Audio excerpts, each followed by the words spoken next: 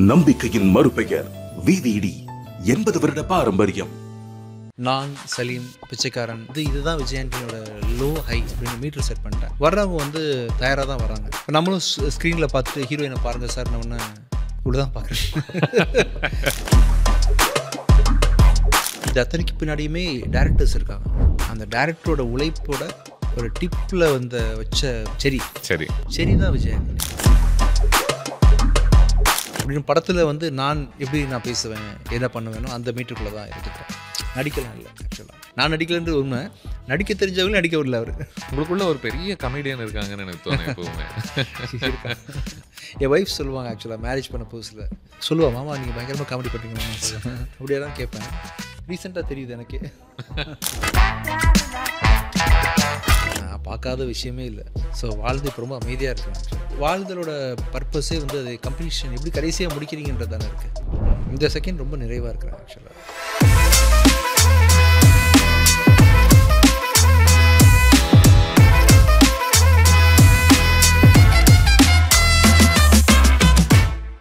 வணக்கம் விஜய் ஆண்டனி அவர்களே.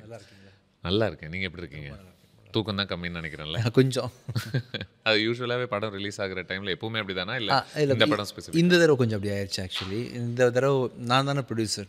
ஒரு ஃபினான்ஷியல் செட்டில்மெண்ட்ஸ், 2 லாங்குவேஜ் ரிலீஸு, பெரிய கொஞ்சம் லென்த்தியான படம். ஸோ நிறைய ஃபார்மாலிட்டிஸ் முடிச்சுட்டு மியூசிக்கும் முடிச்சுட்டு வரது கொஞ்சம் டைம் ஆயிடுச்சு. கரெக்ட். இதில் நீங்கள் கம்போசிங் ஒர்க்கும் பண்ண ஆரம்பிச்சிருக்கீங்க மறுபடியும் இல்லையா? பேசுவோம் அதெல்லாம் பொறுத்து. கண்டிப்பாக இத்தனை வருஷத்துல இதான் முதன் முறை நம்ம 2 பேரும் ஒரு ஃபார்மலாக ஆமாம் ஒரு வீடியோ ஸ்பேஸில் ஒரு இன்டர்வியூக்காக சந்திக்கிறோம். அது எனக்கு ஆச்சரியத்தை தான் கொடுக்குது. என்னன்னா ஐயோ எப்படி இவ்வளோ நாள் சிங்க் ஆகாமல் பேசாமல் இருந்தோமே அப்படின்னு யோசிச்சுட்டு நிறைய பேசியிருக்கோம் வீடியோ சிங்கில். கரெக்ட். ஏன்னா மற்றபடி நீங்கள் பேசக்கூடிய கான்வர்சேஷன்ஸ்லாம் பார்ப்பேன். அதில் நீங்கள் வாழ்க்கை சார்ந்து பேசுகிறதாக இருக்கட்டும், இல்லை ஒரு யதார்த்தமாக ஆல்மோஸ்ட் உங்கள் படத்தில் வரக்கூடிய கதாபாத்திரங்கள் மாதிரி தான் ஒரு ட்ரை ஹியூமரோட பேசுவோம். இந்த நம்ம இப்போ பேசுகிறதுக்கான மீட் பண்ணுறதுக்கான கான்டெக்ஸ்ட் சக்தி திருமகன் ரிலீஸ் ஆகி இருக்கு இல்லையா? உங்கள் வாய்ஸ் நல்லா இருக்குது. ரொம்ப நன்றி. சொல்லியிருக்காங்களா? சில பேர் ரொம்ப நல்லா இருக்குது ஆக்சுவலாக. Thank you so. டப்பிங்லாம் கொடுக்கலாம் உங்கள் வாய்ஸில் நீங்கள் actually. Okay done. Next film ரொம்ப நல்லா இருக்குது. இல்லை கண்ட்ரோல்டாக பேசிகிட்டு இருக்கும்போது பூனைக்குட்டி பேசுகிற மாதிரி இருக்குது என் வாய்ஸ் ஆப்போசிட்டில். இஷ்டத்துக்கு இல்லை உண்மை இல்லை. ஆக்சுவலாக அந்த கம்பேரிசன் இல்லாமல் இருந்தால், அதாவது பெரிய கோடு இருக்கும்போது பக்கத்தில் சின்ன கோடு சின்னதாக தெரியும் இல்லையா? அதுதான் அது மாதிரி உங்கள் வாய்ஸ் இருக்கும்போது எனக்கு வந்து என்னடா நான் எப்படியாவது இந்த இன்டர்வியூவில் பேசல. சில பேர் என்ன சொல்லுவாங்க, ஒரு வேற கர இல்லை நல்லா இருக்குது, மாசாக இருக்குது. சரி, ஓகே, நோட்டட். தேங்க்யூ. இந்த ஃபிலிம் ஆஃப்கோர்ஸ் உங்களுக்கு விஜய் ஆண்டனி 25 அப்படின்ற ஒரு உங்களுக்கு 25வது படம். நீங்கள் படங்கள்லாம் நடிக்கிறது அமைஞ்சது, நடிக்க ஆரம்பிச்சிங்க, அதுக்குள்ளே உங்களுக்குன்ற ஒரு இடத்த கண்டுபிடிச்சி அதுக்குள்ளே வெற்றிகரமாகவே அது போய்கிட்டு இருக்கு. ஸோ திரும்பி பார்க்கும்போது 25 படங்கள் நீங்கள் நடிச்சிருக்கீங்க அப்படின்னு திரும்பி பார்க்கும்போது உங்களுக்கு அது ஏற்படுத்தக்கூடிய உணர்ச்சிகள் என்னவாக இருக்குது? இது உங்களுக்கு ஒரு மைல் ஸ்டோன் மாதிரி தோணுதா? நான் எதுவாக இருந்தாலும் வெளிப்படையாக பேசிடுறேன். அது வெளிப்படையாக பேசும்போது நீங்கள் அதை வந்து அது என்னடா இப்படி சொல்கிறாரு, நம்ம வந்து இப்படி ஒரு கேள்வி கேட்டால் அப்படி சொல்கிறாரு தப்பாக சத்தியமாக இல்லவே இல்லை. நானும் அதை தான் விரும்புவேன். சரிங்க. இந்த எல்லா டிசிஷனுமே டக்குன்னு எதாவது எடுத்துடுறேன். அதாவது நான் மியூசிக் பண்ணணுன்னு எடுத்த டெசிஷன் இருக்கு இல்லையா, அது தெரியாமல் எடுத்த டெசிஷன் தான். தெரியாமல் எடுத்த டெசிஷனை சரி பண்ணிக்கிட்டேன். தப்பை சரி பண்ண முடியும் இல்லையா? அது மாதிரி ஆக்டிங் அப்படின்றது கூட பார்த்திங்கன்னா எப்படி எந்த மோடில் நான் எடுத்தேனே தெரில. நான் வந்து பார்த்ததுக்கப்புறம் தான் நடிப்பு and production and releasing a movie இதெல்லாம் எவ்வளோ டஃப்பான ஒரு ப்ராசஸ்ன்னு தெரியுது. பட் நான் பிளைண்டாக ஒரு முடிவு மட்டும் பண்ணிட்டேன். முடிவில் வந்து உறுதியாகவும் தொடர்ந்தும் சின்ன சின்ன முயற்சிகளை ரெகுலராக பண்ணிட்டுருந்தேன்றதுனால இங்கே வந்து உட்காந்துட்டேன். உட்காந்ததில் 25வது படம்ன்றது பார்த்திங்கன்னா மெயினாக நடித்த படம் பார்த்திங்கன்னா ஒரு 17-18 தான் இருக்கும்னு நினைக்கிறேன். கேமியோ ரோல் நிறைய பண்ணியிருக்கேன். முப்பரிமாணம் படத்தில் சாந்தனோட படத்தில் வந்திருக்கேன். நம்பியார்ன்ற படத்தில் ஸ்ரீகாந்துக்காக ஒரு ஷாட்டில் வந்திருக்கேன். ஆத்துச்சூரி பாடியிருக்கேன். கடல் கிழக்கு கடற்கரை சாலையில் வந்திருக்கேன். எஸ்எஸ் சார் படத்தில் நடிச்சிருக்கேன். இந்த மாதிரி ஒரு 7-8 ஐ திங்க் கெஸ்ட் அப்பியரன்ஸஸாக அதுவும் சேர்த்தா தான் 25 வருது. புரியுது. ஸோ அப்படி நீங்கள் அப்படி பார்த்தாலும் ஒரு 17 எடுத்துகிட்டா கூட இந்த 17ல் நான் எப்படி வந்து இங்கே உட்காந்து ஃபீல் பண்ணுறேன் அப்படின்னா, அது சாதனை பண்ண மாதிரிலாம் எனக்கு ஒன்றுமே அது எனக்கு அப்படி அந்த மாதிரி மியூசிக்லேயும் சரி, இத்தனை படங்கள் தாண்டி வந்தாலும் இப்போ நடித்தாலும் இது பெரிய பயணம் கடந்து வந்தாச்சு. ஆக்சுவலி பார்த்தீங்கன்னா, இந்த சக்தி திருமகன் அப்படின்ற ப்ராஜெக்ட்டே என்கிட்ட வந்து என்னோட டீம் வந்து என்ன சொன்னாங்க, "சார் நீங்கள் 25 படம் பண்ணிட்டீங்க. விஜய் ஆண்டனி 25" அப்படின்னு சொல்லிட்டு உங்கள் டீமெல்லாம் வர சொல்லி வாழ்த்த சொல்லணும்னு சொன்னாங்க. ஐயோ! நான் என்ன பண்ணிட்டேன் வாழ்த்துறதுக்கு? அது மாதிரிலாம் சங்கோச்சப்படுத்தாதீங்க. கம்பேரிங் ராஜா சார், கம்பேரிங் பெரிய பெரிய நிறைய பேர் பண்ணவங்கள கம்பேர் பண்ணும்போது இதெல்லாம் பெரிய சாதனையே கிடையாது. அண்ட் இதை நீங்கள் வெறும் தன்னடக்கமாக மட்டும் சொல்லலை. இல்லை உண்மையாகவே சொல்கிறேன். நானே அப்படி தான் ஃபீல் பண்ணுறேன். அப்படின்றதுனால அதெல்லாம் எனக்கு ரொம்ப கூச்சமாக இருக்கும், தப்பாக இருக்குது எனக்கு, பண்ணாதீங்கன்னு சொல்லிட்டு அந்த ப்ரோக்ராமை கேன்சல் பண்ணிட்டேன். இன்ஃபேக்ட் வந்து ஐ திங்க் 1 மந்த் பேக்கே வந்து ட்ரேட் சென்டரில் அனௌன்ஸ் பண்ணியிருந்தாங்க, இந்த விஜய் ஆண்டனி 25ன்னு சொல்லிட்டு. அது விஜய் ஆண்டனி 25 இருக்க வேண்டாம், இது சக்தி திருமணம் மட்டும் பண்ணுங்கள், நீங்கள் காம்பேக்டாக பண்ணுங்கன்னு சொல்லிட்டு அந்த ப்ரோக்ராமை மினிமைஸ் பண்ணிட்டேன். 25 இயர்ஸ் பண்ணது வந்து எனக்கு பெரிய ஒரு ட்ராவல் கடந்து வந்துட்டோம், நிறைய பண்ணிட்டோம் அப்படின்ற ஃபீலிங்லாம் இல்லை. இன்னுமே வந்து ஒரு ஸ்கூல் ஸ்டூடெண்ட்டுக்கான ஒரு தெரியல அடுத்தது என்ன அப்படின்ற மாதிரி ஒரு சின்ன ஒரு இது இருக்கும் இல்லையா, மனப்பான்மை. ஐ திங்க் நடிகர்கள் ஆன பிறகு இல்லை, நடிகர்களுக்கு முக்கியமாக அந்த நான் அப்படின்ற ஒரு உணர்வு மற்ற ஆர்ட்டில் இருக்கிறவங்கள விட கொஞ்சம் அதிகமாக இருக்கும்னு தோணுது. ஏன்னா அவங்களுடைய முகம் எல்லா பக்கத்துலேயும் இருக்குது, அவங்கள சார்ந்தே ஒரு பல கொண்டாட்டம் அதெல்லாம் நடந்துக்கிட்டு இருக்கு இல்லையா. மேபி அதனால தானே எஸ்பெஷலி அவங்க வந்து இந்த 20, 25, 60, 61, 73, 74 அவங்கள சார்ந்து ஒரு படம் அப்படின்ற ஒரு விஷயத்துலேயே அது மார்க்கெட் பண்ணப்படுது. இல்லை அவங்க பண்ணுறாங்களா இல்லைன்னு தெரியாது. அப்படியா? ஆக்சுவலி என்ன ஆகுதுன்னா, இப்போ விஜயாண்டி 25 அப்படின்றதுனால இந்த படத்துக்கு ஒரு 10% மைலேஜ் எக்ஸ்ட்ரா தான் இருக்குது. இது வந்து சக்தி திருமனுக்கு தேவைப்பட்டுச்சு. சக்தி திருமன் ஜெயிக்கிறதுக்காக நான் என்ன வேணால் பண்ண தயாராக இருக்கேன். அதாவது உதாரணத்துக்கு மார்கன் படத்தில் பெயிண்ட் அடிச்சுக்கிட்டேன், சக்தி திருமனோட ஆடியோ லான்ச் 2 டேஸ்க்கு முன்னாடி ஷர்ட்டில் வந்து பேர் போட்டுக்கிட்டேன். ஒரு படத்தை காப்பாற்றுறதுக்காக என்ன வேணால் பண்ணலாம் இல்லையா, மக்கள்கிட்ட போய் சேர்க்கறதுக்காக. அது அந்த படம் நிர்ணயிக்குதா இது பண்ணால் என்ன நீ காப்பாற்ற முடியும் அப்படின்ற ஒரு விஷயத்த? ஓரளவுக்கு வந்து இப்போ நிறைய படம் பேக் டு பேக் பண்ணுறேன் வருஷத்துக்கு. என்னதான் படங்கள் பார்த்தாலும் நான் பிளாக் பெயிண்ட் அடித்தது வந்து மார்கனுக்காகன்னு மக்களுக்கு தெரியும் இல்லையா. அப்புறம் இந்த 25 போட்டு வந்ததுனால இது சக்தி திருமணக்கான அப்பியரன்ஸ்னு தெரியும் இல்லையா. அது மாதிரி முடிஞ்ச வரைக்கும் இந்த படத்துக்கு ஏதாவது பண்ணணும்னு நினைக்கிறோம். அது வந்து ஒரு 0.5% ஹெல்ப் பண்ணுது. மற்றபடி கண்டென்ட்டு தான் வந்து படத்தை காப்பாற்றும். சின்ன படமாக ஒன்று ஓப்பன் ஆகும், அது வந்து அப்படியே பெருசாகி பிளாக் பஸ்டராக மாறும். எல்லாமே கண்டென்ட் தான். இது வந்து இனிஷியல் ப்ரொமோஷன், அதுக்கு வந்து ஹெல்ப் பண்ணும். இந்த மாதிரி ஒரு படம் வரப்போகுதுப்பா, விஜயன் சட்டை போட்டு வந்திருக்காருன்னு சொல்லிட்டு பேசுவாங்க, அது அந்த அளவுக்கு ஹெல்ப் பண்ணும். நீங்கள் ஒன்று சொன்னீங்கல்ல, அதாவது இது வந்து எதுக்கு பண்ணேன் ஏன் பண்ணலாம் தெரியாது, அந்தந்த நேரத்தில் ஒரு வாய்ப்பு ஒன்று கிடைக்கும் போது சரி இது பண்ணி பார்த்துருவோம் அப்படின்னு சொல்லிட்டு இறங்குது. அதுவே நல்லா இருக்குன்னு நினைக்கிறேன். ஏன்னா எனக்கு தெரிஞ்சு ரொம்ப நிறைய வேலைகள் பண்ணாமல் நிறைய பேர் இருக்கிறதுக்கான ஒரு காரணம் மேபி அவங்களுடைய திறமைகளே அவங்களுக்கே தெரிஞ்சுக்காமல் இருக்கிறதுக்கு காரணம் அவங்க ஐயோ இதுக்கு நான் சரியானவனா, இது சரியான முடிவா, இங்கே போனால் நான் பொருந்துவனா பொருந்த மாட்டேனான்னு நிறைய யோசிச்சு நிறைய பேர் பண்ணுறதே இல்லைன்னு நினைக்கிறேன் அந்த வேலைகளை. இல்லை தான் எல்லா முடிவுமே சரி பண்ணிக்க முடியும். உங்கள் தப்பான முடிவு கூட எல்லா முடிவுமே சரி பண்ணிக்க முடியும். இங்கேருந்து அங்கே போகணுன்னு நினைக்கிறீங்க, முடிவு பண்ணிட்டு நீங்கள் தினைக்கும் கொஞ்சம் கொஞ்சமாக நடக்க ஆரம்பிச்சிங்கன்னா பாதி தூரம் போயிருப்பீங்க இல்லையா. அந்த இடத்துக்கு போனால் தான் ஜெயிக்கணும்னு அவசியம். உங்கள் பிரயாணமே வந்து பார்த்திங்கன்னா ஜேர்னி தானே. அதனால் பாதி பேர் வந்து அதை தொற்ற முடியுமா, நமக்கு வருமா வராதா அப்படின்லாம் ரொம்ப பயப்படுறாங்க. அவ்வளோ தேவையில்லை. இது தப்பாக தெரியவேணா. ஆமாம், ரொம்ப ரொம்ப டேலண்டட் கூட சந்தேகப்படுறாங்க தன்னை. ஆவரேஜ் என்ன மாதிரி ஆட்கள்லாம் வந்து அதை முடிவு பண்ணிட்டு ஓகே ஃபோக்கஸ்டாக போய் வந்துடுறோம். என்னை விட 100 மடங்கு திறமைசாலிங்கெலாம் கூட தன்னை டவுட் பண்ணிட்டு வந்து வராமல் போனவங்க நிறைய பேர் இருக்காங்க. அதான் ஸோ வாட் டிஃபைன்ஸ் யூ அப்படின்றது you're a doer. You do முடிவு தான் முடிவு அண்ட் முடிவை நோக்கிய தொடர்ந்த முயற்சி. நடிப்பு அப்படின்றது நீங்கள் ஒரு பெருசாக பார்க்கல அப்படி தான் சொல்கிறீங்க. இல்லை 17 படம் எனக்கு ஒன்றும் பயங்கரமாக இல்லாத ஒன்றும் தெரில அப்படின்ற மாதிரி. பட் இது உங்களுக்குள்ள உங்களுக்கு என்ன மாதிரி ஏன் எதுக்காக தெரியலன்னு நான் சொல்கிறேன். இது அத்தனைக்கு பின்னாடியுமே டேரக்டர்ஸ் இருக்காங்க. அந்த டேரக்டரோட உழைப்போட ஒரு டிப்பில் வச்ச ப்ளம் கேக் தான், ப்ளம் தான் என்ன சொல்லுவாங்க, செரி தான் விஜய் ஆண்டனி. அதுக்கு பின்னாடி பெரிய இன்ஜினியரிங் இருக்குது. ஒரு பிச்சைக்காரன் ஜெயிச்சதுன்னா அதுக்கு பெரிய ரைட்டிங் ப்ராசஸ் ஒன்று இருக்குது, மேக்கிங் ப்ராசஸ் ஒன்று இருக்குது, எல்லாம் சேர்ந்து தான் இங்கே வந்திருக்குது. படங்களை நடிகர்கள் சார்ந்து பார்க்குற ஒரு தன்மை இருந்துக்கிட்டே தான் இருக்குது இல்லையா. இப்போது ஒரு படம் வெற்றி பெற்றால் அந்த நடிகருக்கு தான் அந்த பெருமையை சேரும்னு சொல்கிறதும், பெறலை அப்படின்னா அந்த நடிகர் சொதப்பிட்டாருன்னு சொல்கிறதும், அந்த மனநிலையை மாற்றுவது ரொம்ப முக்கியமாக பார்க்குறீங்களா? ஏன்னா நீங்கள் சொல்கிறது வந்து இந்த 17 படங்கள் நான் ஒரு கருவி, பட் நான் சின்ன ஆள் தான். அது என்ன இந்த 17 படம் பண்ணியிருக்கேன்னா முழுக்க அது டேரக்டர்ஸோட உழைப்பு தான். எல்லா படத்துலையுமே அவங்க லொக்கேஷன் பார்க்குறது, ஆர்டிஸ்ட் செலெக்ஷன், எடிட்டிங், மியூசிக்குன்னு ரொம்ப கஷ்டப்பட்டு படம் பண்ணுவாங்க. அதில் நான் ஜஸ்ட் ஒரு படத்துலேயும் ஒரு 20-80 நாள் போயிட்டு வந்த ஒரு ஆள் தான். மேபி அதோட பொறுப்பு கொஞ்சம் எடுத்துக்கலாம், ஏன்னா அதெல்லாம் ப்ரொடியூஸ் பண்ணியிருக்கேன்னு சொல்லி எடுத்துக்கலாமே தவிர, ஏதோ சில காரணங்களால் என்னால் நடித்தேன் அப்படின்னு சொல்லிட்டு என்னால் அதை பெருசாக எடுத்துக்க முடியல. ஏதாவது ஒன்று பண்ணால் அவங்களுக்கு தான் அது நன்றியாக இருக்கணும், அவங்க உழைப்புன்னு தான். அந்த அவார்டை நீங்கள் கொடுக்குறீங்கன்னு வச்சுக்கோங்களேன், இது அவருக்கு போகணும்னு சொல்ல தோணுது இல்லையா? அது மாதிரி நீங்கள் கொடுக்குற எதையுமே வந்து அப்படி பண்ணியிருந்தா இது வந்து அவங்களுக்கானதுன்னு சொல்லிட்டு கொடுக்க தோணுது. எனக்கு ஒன்றும் தோணல. நீங்கள் வளர்ந்து வர்ற காலத்தில், சினிமா பார்க்குற காலத்தில் நீங்கள் அந்த நடிகர்கள் மேலே ஒரு மோகம் கொண்டவராக இருந்திருக்கீங்களா? கண்டிப்பாக. அப்படியா? நான் ரஜினி சாரோட திருநெல்வேலியில் ஒரு ஊர் இடம், அந்த இடத்தோட ரஜினி ரசிகர் மன்ற பொருளாளர். அது என்ன படம், ஏதோ படம் பேர் வச்சுருந்தோம், முத்து பொருளாளரோ ஏதோ ஒன்று. முத்து இல்லை, அது ரொம்ப லேட்டாக வந்தது. அண்ணாமலையோ ஒரு படம் பேர் வச்சுட்டு அப்படி தான் வச்சுப்போம். உங்களுக்காக தான் தெரியுமான்னு தெரில. படம் பேர் வச்சுக்கிட்டு நாங்கள் வந்து நாங்களே ஒரு தலைவர்னு சொல்லிப்போம். ஒருத்தர் பொருளாளர்னு சொல்லுவார், செயலாளர்னு சொல்லுவார். 3 பேர் வேலை இல்லாமல் தான் இருப்போம். வேறு விஷயம். சும்மா அந்த வயசில் வந்து அடையாளம் வேணும் இல்லையா? வேலை கிடைச்சா வேலை அடையாளம், வேலை இல்லைன்னப்போ இதுதான் எங்களுக்கு அடையாளம். நான் வந்து இந்த ஏரியாவோட ரசிகர் மன்ற தலைவர்னு அவர் சொல்லுவார்.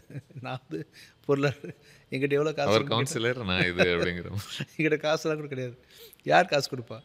சொல்லிப்போம். பொருளாளராக இருந்தேன் ஆக்சுவலாக ஒரு டைமில். அவரோட ரசிகன் தான் ஆரம்பத்தில். ஓகே. அப்புறம் கொஞ்சம் விவரம் தெரிஞ்ச பிறகு கமல் சார்லாம் எவ்வளோ ஹார்ட் ஒர்க் பண்ணுறாரு, படங்கள் பண்ணுறாருன்றது பரிமாணம் மாறிச்சு. ஸ்டில் வந்து அவரோட ஹம்பிள்னஸ்க்கு நான் பெரிய ஃபேன். ரஜினி சார் இருக்காருங்களா, தான் ரொம்ப ஹம்பிளாக இந்த மாதிரி எவ்வளோ பெரிய வெற்றியெல்லாம் பார்த்தவர். ரொம்ப ஹம்பிளாக எல்லார்ட்டையும் பேசுகிறது, பழகிறது, சிம்பிளாக இதே மாதிரி மைண்டை ஃப்ரீயாக எவ்ரிடே மார்னிங் க்ளீன் பண்ணி பெரிய பெரிய கான்டாக்ட், பெரிய பெரிய விஷஸ் எல்லாமே இருக்கும். எல்லாத்தையும் தொடச்சி எடுத்துட்டு திருப்பி சிம்பிளாக ஒருத்தர் வந்து லைஃப் பார்க்குற சில ஃபிலாசபிக்கல் அப்ரோச், அதில் வந்து அவரோட பெரிய இன்ட்ரெஸ்டிங்லி நீங்களும் ஓரளவுக்கு எனக்கு அப்படி தான் தெரியுறீங்க. நீங்கள் வாழ்க்கையை பார்க்குற விதமாக இருக்கட்டும், அதை பொறுத்து பேசுகிற ஒரு விதமாக இருக்கட்டும், எனவே கொஞ்சம் இதுவும் கடந்து போகும் அப்படின்ற ஒரு சென்ஸ் அது இருக்க தான் செய்யுது. ஆமாம், நிறைய பார்த்தாச்சு இல்லை, அதனால். ஸோ ஏன்னா நீங்கள் அந்த ஒரு ஆரம்பம் இருக்குல்ல, இப்போ இவருடைய ஒரு ரசிகராக இருந்தேன், அந்த ரசிகர் மன்றம்னு நாங்களே ஒன்று வச்சுக்கிட்டு பதவியெல்லாம் கொடுத்துக்கிட்டோம் அப்படின்னு சொல்லி, ஆனால் உங்களால் இந்த பயணத்தில் அந்த ஒரு இடத்துல இருந்து ஒரு மனிதன் சார்ந்து, ஒரு நட்சத்திரம் சார்ந்து வாழ்ந்த வாழ்க்கையை தாண்டி இப்போ நீங்கள் சினிமா அப்படின்ற ஒரு விஷயத்தை முழுமையாக புரிஞ்சுக்கிட்டு இது ஒருவரை சார்ந்ததல்ல அப்படின்றதே ஒரு இன்ட்ரெஸ்டிங்கான ஒரு ஜேர்னின்னு தான் நினைக்கிறேன்.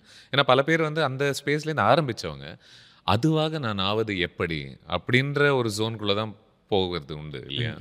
நான் ரொம்ப யோசிக்கிறது இல்லை, அதான் என்னோட ப்ளஸ். எனக்கு எது வேணும்னா அதை நோக்கி போக ஆரம்பிச்சிருவேன். எப்படியாவது சுற்றி முற்றி போய் தானே ஆகணும். சம்டைம்ஸ் சிலருக்கு குறுக்கு வழி கிடைக்கும், சிலர் இப்படியே சுற்றி போவாங்கன்ற மாதிரி போகணுன்றது இலக்காக வச்சுட்டிங்கன்னா அப்புறம் ஆட்டோமேட்டிக்காக அதுக்கான விஷயங்கள்லாம் அவங்கள வந்து சேர்ந்துக்கிட்டே இருக்கும். இந்த வேணுன்றது எனக்கு சரியா தப்பான்ற அந்த சிந்தனைகளுக்கெல்லாம் பெருசாக இறங்குது. தப்புன்னு எதுவுமே இல்லை, சரின்னு எதுவும் கிடையாது. உங்களுக்கு எது வேணும் எது வேணாம் அப்படின்றது தான். தப்பு சரின்னு எதையுமே யோசிக்க முடியாது, எதுவுமே தப்பு இல்லை. இந்த எனக்கு இதில் தேவையே தர்மம்னு சொல்லி ஒரு இது கேள்விப்பட்டிருக்கீங்களா? உங்களுக்கு இது தேவைன்னா எது தேவையோ அதுவே. ஒரு பக்கம் பார்த்தீங்கன்னா இன்றைக்கி வந்து இப்படி சொல்லலாமான்னு தெரியல, கான்ட்ரவர்சி ஆகி போது, விட்டுருங்க. ஆடுகளை கொள்வதில் எவ்வளோ பெரிய நான்வெஜ் சாப்பிட்றோம் இல்லையா, பாவம் தானே அது ஆக்சுவலாக இல்லையா? நான்வெஜ், கோழி, ஆடு ப்ரொப்போஸ் சாப்பிட்றோம், பாவம் தான், நான் தான் பண்ணுறேன். ஆனால் அதே சமுதாயம் வந்து ஒரு பக்கம் வந்து நாய்களை வந்து வெட்டும் போது ரொம்ப கொதிக்கிறாங்க. எப்படி வந்து அந்த டிஃப்ரென்சியேஷன் பண்ணிக்கிறாங்க? அது மனிதர்களை சார்ந்த ஒரு டிஃப்ரென்சியேஷன் தான் இல்லையா? ஏன்னா இது கூட இருக்கும்போது இது என்ன பார்க்குது, என் கூட பழகுது, இது பழகுற ஒரு விதத்தில் ஒரு சராசரி இப்போ ஒரு கரப்பாம்பூச்சியை நான் மிதிச்சேன்னா எனக்கு குற்ற உணர்ச்சி இல்லை அப்படின்னா, ஏன்னா கரப்பாம்பூச்சி இதுக்கு சொல்ல வரேன்னா தேவையே தர்மம்னு சொல்கிறேன். அது ஒவ்வொருத்தர் லைஃப் அது ஒரு சாப்பாடாக மாறும்பொழுது அது அப்படி சொல்கிறீங்க இல்லை? அந்த கான்செப்ட் எதுக்கு நான் சொல்ல வந்தேன்னா, ரைட் சரி தப்புன்னு சொல்ல வந்தீங்க இல்லையா? ஸோ எது உங்களுக்கு வேணுமோ அதுதான் சரி, எது வேண்டாமோ அது தப்பு. நான் இந்த வாங்க நம்ம சக்தி திரும்ப அதை இன்னொருத்தரை பாதிக்காத வரைக்கும் அது ஓகே. இந்த படத்தினுடைய ட்ரெய்லர் பார்க்கும்போதில்ல இதுக்குள்ளே சோஷியல் தீம்ஸ் உணர முடியுது. இது ஒரு கரப்ஷன் அப்படின்ற ஒரு ஸ்பேஸை பொறுத்து பேசுவதாக தெரியுது. பல நம்பர்ஸ் வந்துக்கிட்டே இருந்துச்சு ட்ரெய்லர் பூராக. 2300 கோடி, 4853 கோடி, இந்த மாதிரிலாம் வந்துச்சு. எனக்கு இதெல்லாம் நியூஸில் கூட இந்த மாதிரி அமௌண்ட்ஸ்லாம் அடிக்கடி சொல்லுவாங்க. உலகத்தில் இருக்குங்க, நமக்கு தான் நமக்கு அந்த இருக்கிறவங்க சொல்ல மாட்டாங்க அந்த நம்பரை. நம்ம வந்து ஒரு சம்பளத்தை வாங்கிட்டு மச்சான் இவ்வளோ சம்பாதிச்சிட்டேன், எனக்கு ஹைக் இவ்வளோ கொடுத்துருக்காங்க, கூட 20,000 அடுத்த வருஷத்துலேருந்து வருது, அப்படி இதில் போனஸ் வந்துச்சுன்னா நம்ம சாமானிய மக்கள் பேசக்கூடிய நம்பர்ஸை பெரிய ஆட்கள் சொல்ல மாட்டாங்க. அந்த நம்பர்ஸ் நம்ம இந்த நம்பர்லாம் பல பேர் மைண்டில் வந்து பரிமாறப்பட்டு தான் இருக்குது. ஆக்சுவலாக பெரிய பெரிய லெவலில் நம்பர்ஸ் இருக்க தான் செய்யுது. பலமுறை இந்த மாதிரி நம்பர் சொல்லுவோம். சம்பாத்தியமாகவும் இருக்கும், சொந்தமாகவும் இருக்கும், ப்ராப்பர்ட்டியாக இருக்கும், அசெட்டாக இருக்கும், இன்கமாக இருக்கும், கமிஷனாகவே இருக்கும், அத்தனை கோடிகள் இருக்க தான் செய்யுது. ஆல்மோஸ்ட் அது அது என்னவாக இருக்கக்கூடும்னு இமேஜின் பண்ணுறதுக்கே கொஞ்சம் கஷ்டமாக இருக்குது. ம் ம் இப்போ ஒரு 100 அது என்னன்றது இமேஜின் பண்ண முடியாது. பண்ண முடியுது. 10,000னா 10,000னா இது கிடைக்கும், இதெல்லாம் கிடைக்கும் அப்படின்னு. 3233 கோடி அப்படின்னு சொன்னா இது என்ன இது வெறும் நம்பரா மாதிரி. இதை வச்சு என்ன செய்வான் அவன்? அவன்லாம் இதுக்கு வேலைக்கு போகணும் அந்த மாதிரி இருக்கும். இல்லை அவங்க இருக்கு. எப்போ இப்படி வேணா கேட்கலாம். உங்களுக்கு ஃபர்ஸ்ட் எப்போ உங்களுக்கு நியாயமான I am deserving of this money அப்படின்ற ஒரு சென்ஸ் வந்துட்டு எப்போ உங்களுக்கு முதன்முறை நீங்கள் அது இல்லை, சம்பளம் வாங்கும் பொழுதுலேருந்தே நான் வந்து நம்ம கேட்டோன்னா கொடுத்துட மாட்டாங்க. நீங்கள் எவ்வளோ அவங்களுக்கு தேவைப்படுறீங்களோ அவ்வளோதான் அவங்களுக்கு வேல்யூ ஃபிக்ஸ் பண்ணுவாங்க. எனக்கு வந்து ஒவ்வொரு டைமும் கொடுக்கப்பட்ட பணமும் வந்து பார்த்திங்கன்னா 500 ஆரம்பிச்சிருக்கேன் சம்பளம். 500, 1000, 3000, 8000, 14000, 20000. 20000 தான் நான் மேக்ஸிமம் வாங்கின சம்பளம். ஆக்சுவலாக 20000 நான் கட் பண்ணிக்கிட்டு எந்த வேலைக்காக சவுண்ட் இன்ஜினியராக சவுண்ட் இன்ஜினியர் மாத சம்பளம். அந்த வேலையை நான் கட் பண்ணிட்டு நான் சொந்தமாக தொழில் தொடங்க ஆரம்பித்தேன். அதே இதை சொந்தமாக ஸ்டுடியோ பண்ணி ஆரம்பித்து 20000 சம்பாதிச்சிட்டு இருந்தேன்னா மைனஸில் போச்சு வாழ்க்கை. வட்டி, அதாவது ஒரு ஸ்டுடியோ கட்டுறதுக்காக கடன் வாங்கினேன். கடன் வாங்கும்போது என்னென்னா நீங்கள் வந்து ஒரு 1 லட்சம் சம்பாதிச்சா கூட 20000 1 லட்சம் ஆயிடுச்சு. ஆனால் கமிட்மெண்ட்டு 130 ஆயிடுச்சு. அப்போது 1 லட்சம் வந்துச்சு, ஆனால் -30 அப்படின்ற மாதிரி சில கொஞ்சம் நாட்கள் போச்சு. அப்புறம் மியூசிக் டைரக்டர் ஆன பிறகு பார்த்திங்கன்னா நடுவில் கொஞ்ச நாள் வந்து 20000 சம்பாதிச்சிட்டு இருந்தேன்னா மைனஸில் போய் மியூசிக் டைரக்டருக்காக வந்து அந்த வேலையும் விட்டுட்டு மைனஸ்லேயே இருந்து ரொம்ப ஒரு விஷயத்துக்காக ஃபோக்கஸ் பண்ணி ஒரு லட்சங்கள் வாங்குகிறேன் திருப்பி 5-6 வருஷம் கழிச்சு. ஸோ இந்த பணத்துக்கு நான் தகுதியானவனான்னு கேட்டிங்கன்னா எஸ், அந்த ரிஸ்க் எடுத்தேன். இன்னொரு டெக்னீஷியனாக வந்து நான் நல்லா சவுண்ட் இன்ஜினியர் ஆக்சுவலி இருந்திருக்கலாம். பட் அதெல்லாம் விட்டுட்டு வந்து ரொம்ப நாளாக வெயிட் பண்ணி சம்பளம் இல்லாமல் கஷ்டப்பட்டு பண்ணதுனால அந்த சம்பளத்துக்கு நம்ம டிசர்வ் தான் அப்படின்னு சொல்லிட்டு நினச்சேன். அப்புறம் வந்து ரெகுலராக தூக்கம்லாம் ஒர்க் பண்ணி ஒரு பெரிய ஹிட்டெல்லாம் வந்துச்சு. அதுக்கப்புறம் அது இன்னமும் தொடர்ந்துக்கிட்டு இருக்கு. ஆமாம், கோடியில் வந்துச்சு ஆக்சுவலாக மியூசிக் டைரக்டராகவே. சூப்பர். அது 2-3 படங்கள் தான் பண்ணேன். ஸோ அதுக்கப்புறம் வந்து இந்த நடிக்கணும்னு டிசைட் பண்ண பிறகு பெரிய ரிஸ்க் எடுத்தேன். கடன் வாங்கி, அது கரணம் தப்பினால் மரணம்ன்ற மாதிரி கடன் வாங்கி பண்ணும்பொழுது பெரிய ரிஸ்க். அது ஆக்சுவலாக ரிஸ்க்குன்னு தெரியாமல் எடுத்தேன். ஐ திங்க் அப்படி இருந்தால் தான் எடுக்க முடியும்னு நினைக்கிறேன்ல. அது கடன் வாங்குறதுன்றது எவ்வளோ பெரிய ஒரு டேஞ்சரஸ், உங்களுக்கு அதெல்லாம் தெரியாது, நான் சொன்னால் புரியாது. ரொம்ப ரொம்ப கஷ்டப்பட்டு எனக்கு என்னோட இன்னொரு வாய்ப்பே இல்லை. அதாவது இது நடந்துரும்னே நம்பிட்டேன் ஆக்சுவலாக. இது எப்படி இன்னொரு பாசிபிலிட்டி ஒன்று இருக்குல்ல, நடக்காமல் போனால் என்ன பண்ணுறது அப்படின்ற மாதிரி என்ன பண்ணுறது. இப்போவுமே எனக்கு நிறைய பிரச்சனைகள் இருக்குது. ஆனால் இன்னொரு சைடு தோண மாட்டேங்குது எனக்கு ஆக்சுவலாக. இன்னொரு சைடு ஒன்று இருக்கு இல்லையா, இது இல்லாமல் போனால் என்ன வருது, நாளைக்கு வரலன்னா என்ன செய்வேன் அப்படின்னா எனக்கு தோணவே மாட்டேங்குது. நேச்சராகவே இப்படி ஆகிட்டேன் ஆக்சுவலாக. இல்லை, அது ஒரு அழகான விஷயம் தான் நினைக்கிறேன். ஏன்னா பலமுறை எனக்கு எப்படி தோணுன்னா, ஒரு கஷ்டம் நடந்து அப்போ நம்ம கஷ்டப்படுறத விட அது நடந்துருமோன்னு யோசித்து படுற கஷ்டம் தான் இன்னும் பெருசாக இருக்குது.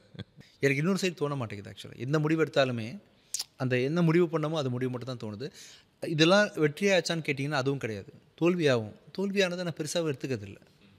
நான் நினச்சேன், பண்ணிட்டேன், அவ்வளோதான். ஆனால் ஒன்று, அந்தந்த பகுதிகள் அந்தந்த ஸ்டேஜஸில் நீங்கள் கான்ஸ்டண்ட்டாக இந்த ஸ்டேஜில் இப்போ ஒரு வருமானம் வருது, இது இப்படியே செஞ்சுக்கிட்டே போவோம் அப்படின்றது மட்டும் நீங்கள் பண்ணுறது கிடையாதுன்னு நினைக்கிறேன் இல்லையா? வருமானத்தை நோக்கியே நான் இல்லை ஆக்சுவலாக. அதான் சொன்னேன், நான் வந்து வருமானம் வரதான் செய்யுது, ஆனால் அதை நோக்கி இல்லை. நான் சில முடிவுகள் எடுக்கிறேன், அந்த முடிவுகளை நோக்கி தான் போகிறேன். இதுக்கு நடுவில் வருமானம்னு ஒன்று வந்துட்டு இருக்கு ஆக்சுவல். வருமானம் வருது, இழப்பு பெருசாக வருது. நம்ம இல்லைனா கூட நம்மளை சார்ந்தவங்க பாதிக்கப்படுறாங்க சில விஷயங்கள்னால. பட் நம்ம நினச்சது ஒன்று போய்கிட்டே இருக்கு. ஏன்னா அது இல்லாமல் என்னால் இருக்க முடியாது, மூச்சு விட முடியாத மாதிரி சஃபகேஷன் ஆகிற மாதிரி ஆயிரும். நான் நினச்சி பண்ண முடியாமல் போயிடுச்சுன்னா என்னால் வந்து அதை என்னால் கன்வின்ஸ் பண்ண முடியாது. புரியுதுங்களா நான் சொல்கிறது? என்ன சொல்லுவோம், வந்தது ஒரு வாழ்க்கை, எல்லாமே நீங்கள் உங்களுக்கானதை பண்ணி தான் ஆகணும். அது பண்ணாமல் போயிட்டீங்கன்னா எவ்வளோ கஷ்டமாக இருக்கும் உங்களுக்கு. அப்படின்றதால நான் டே 1லேருந்தே எனக்கு வேண்டியதை நான் வந்து நடத்துறதுக்கான முயற்சியில் இருந்துக்கிட்டே இருப்பேன் ஆக்சுவலாக. மோஸ்ட்லி நடந்துடும் எல்லாமே. அது வழியாகவே வாழ்க்கை கொஞ்சம் நிம்மதியாக இருக்கிறதுக்கான ஒரு ரெசிபின்னு தான் தோணுது. அது இல்லை, ரொம்ப பெரிய டிசாஸ்டர் இருந்தால் கூட இல்லை, நிம்மதிக்கும் அதுக்கும் சம்மந்தம் இல்லை. அதான். ஆனால் ஒன்று, நீ நல்ல வருமானம் வாங்கிட்டு இருக்கும்போது கூட நிம்மதி இருக்காது. உனக்கு ஒன்று பண்ண பிடிக்காம அதையே பண்ணிட்டு மாட்டிக்கிட்ட ஒரு ஃபீலிங்கோட இருக்காது. அப்புறம் வந்து நிறைய நம்ம தப்பான முடிவு கேவலமாலாம் எடுத்துருப்போம். இப்போ ஃபிலாசபிலாம் பேசிகிட்டு இருக்கேன் இல்லையா? இல்லை, இது இந்த ஃபிலாசபி அங்கேருந்து தானே வருது. இதெல்லாம் பண்ணி முடிச்சுட்டு ஒரு டிசாஸ்டராக ஒன்று நடந்துட்டு தான் இருக்கும் ஆக்சுவலாக. ஸ்டில் நான் வந்து ஏதோ நான் ரெசிப்ரோகேட் பண்ணுற விதம், நடக்கிற விஷயங்களுக்கெல்லாம் சேர்ந்து ரொம்ப காமாக தான் வச்சுருக்குது. அதான் நீங்கள் பேசுறது வந்து இது வெற்றி பெறத்துக்கான வழிகள்னு நம்ம பேசல. இல்லை ரொம்ப அமைதியாகவும் நல்லாவும் இருக்கிறேன் மனசளவில். அருண் பிரபு டைரக்டரோட பண்ணுறீங்க. ஆமாம் ஆமாம். அவரோட அருவி எனக்கு ரொம்ப பிடிச்சது. வாழ் பார்த்துருக்கீங்களா? வாழ் பார்த்துருக்கேன். வாழும் பார்த்துருக்கேன். அதாவது என்ன சொல்ல வந்தாரோ சொல்லியிருப்பார், அவ்வளோதான். நமக்கு பிடிக்குது பிடிக்கலன்றது வேற உண்மை. நான் சொல்ல வந்தேன் இதுதான் நான் அப்படின்னு. அதில் வந்து ஆர்ட் ஃபார்ம் ரொம்ப ஸ்ட்ராங்காக இருக்கும். ஆமாம், ரொம்ப. அதாவது வெகு சிலர் எனக்கு தெரிஞ்சு ஒரு 1 or 2 3 4 வச்சுக்கலாம், மற்றவங்க காயப்பட்டக்கூடாதுன்னு சொல்லுவேன். டாப் 3 4 5 டேரக்டர்ஸ் தமிழ்நாட்டில் அவர் ஒருத்தர். ஆக்சுவலாக ஆர்ட் ஆஃப் அந்த அருவியில் சொல்லலாம். அதாவது உங்களுக்கு கிடைச்ச அந்த பட்ஜெட்குள்ளே அவ்வளோ பெரிய படைப்பு. அது வந்து அந்த டைமில் அதாவது கதை நல்லா இருந்துச்சு ஓடிச்சுன்னெலாம் இல்லாமல் ஒவ்வொரு வார்த்தை மாடுலேஷன் பர்ஃபார்மன்ஸு அந்த படத்தில் ரோலிங் சார் அப்படின்னு சொல்லுவார். அதெல்லாம் அது எந்த வேறு மாதிரி அவர் டைரக்டர். எங்கேயோ போயிருக்க வேண்டியவர் அவர் அடுத்தது அவரே சூஸ் பண்ணிக்கிறாரு. வாழ்கிற படம் தான் பண்ண போகிறேன். இன்ஃபேக்ட் அருவி முடிஞ்ச உடனே நானே கால் பண்ணேன். நடிக்கணுன்ற நேரத்தில் கால் பண்ணல. என்ன வந்து பெரிய பெரிய ஹீரோ வச்சு தான் பண்ண ட்ரை பண்ண போகிறாரு, நம்மளால் கூப்பிட்டாலும் வரமாட்டார் அப்படின்னு முடிவோடவே வேணால் வாழ்த்தணும் இல்லையா? ஏன்னா அந்த கதையை பார்த்து நான் அழுதேன். நானும் வாழ்த்துறதுக்காக கால் பண்ணி சொல்லும்போது ரொம்ப சாஃப்டாக தான் பேசினார். சார் சொல்லுங்கள் சார் அப்படின்னு. நல்லா பண்ணிங்க ப்ரோ, சூப்பராக இருந்துச்சு, வேறு லெவலில். ஃபஸ்ட்டு படத்தில் எப்படி ப்ரோ இந்த மாதிரிலாம் யோசிக்க தோணுச்சு, நெஞ்சை தொட்டுட்டீங்க. அதில் வந்து ஒரு திருநங்கையை ஒரு கேரக்டர் வச்சு ஒரு விஷயம் பண்ணியிருந்தார். எனக்கு கதை ஞாபகம் இல்லை, எப்படியா ஒருத்தன் அது ஃபஸ்ட்டு படத்தில் வந்து இவ்வளோ கிராண்டு விஷயத்த பண்ண முடியுமா?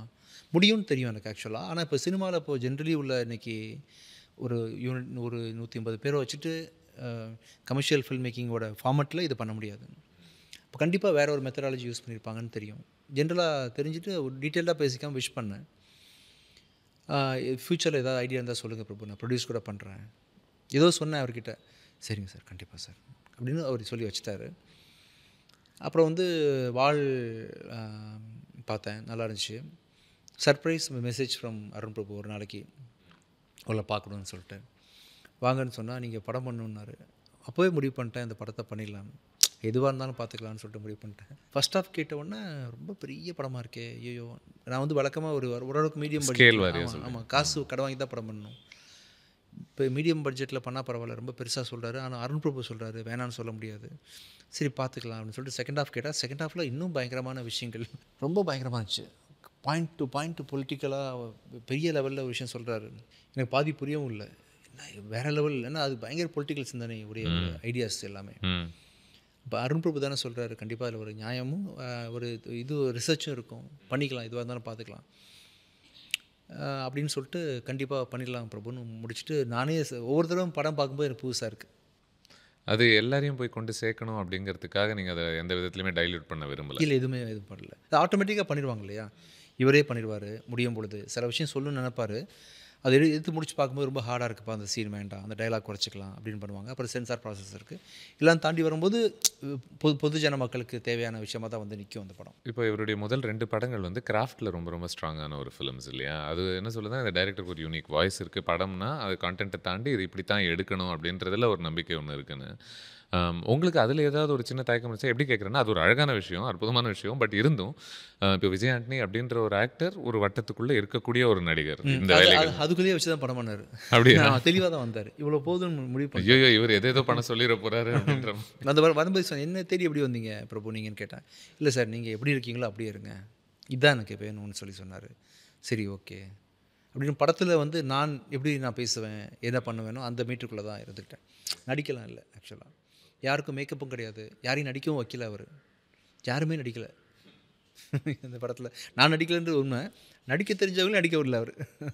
சாதாரணமாக நீங்கள் இருங்க, திரும்புங்க போங்கன்னு சொல்லிட்டு ரொம்ப யதார்த்தமாக பெர்ஃபார்மன்ஸ் வாங்கி, ஒரு சினிமானா உடனே ஒரு கம்பீரமான ஒரு பாம்பே வில்லன் வந்துடுவாங்க இல்லையா, பாம்பே வில்லன் அப்படின்ற மாதிரி, இந்த ஊர்லேருந்து ஒரு வில்லன் அப்படின்ற மாதிரிலாம் எதுவுமே இல்லை.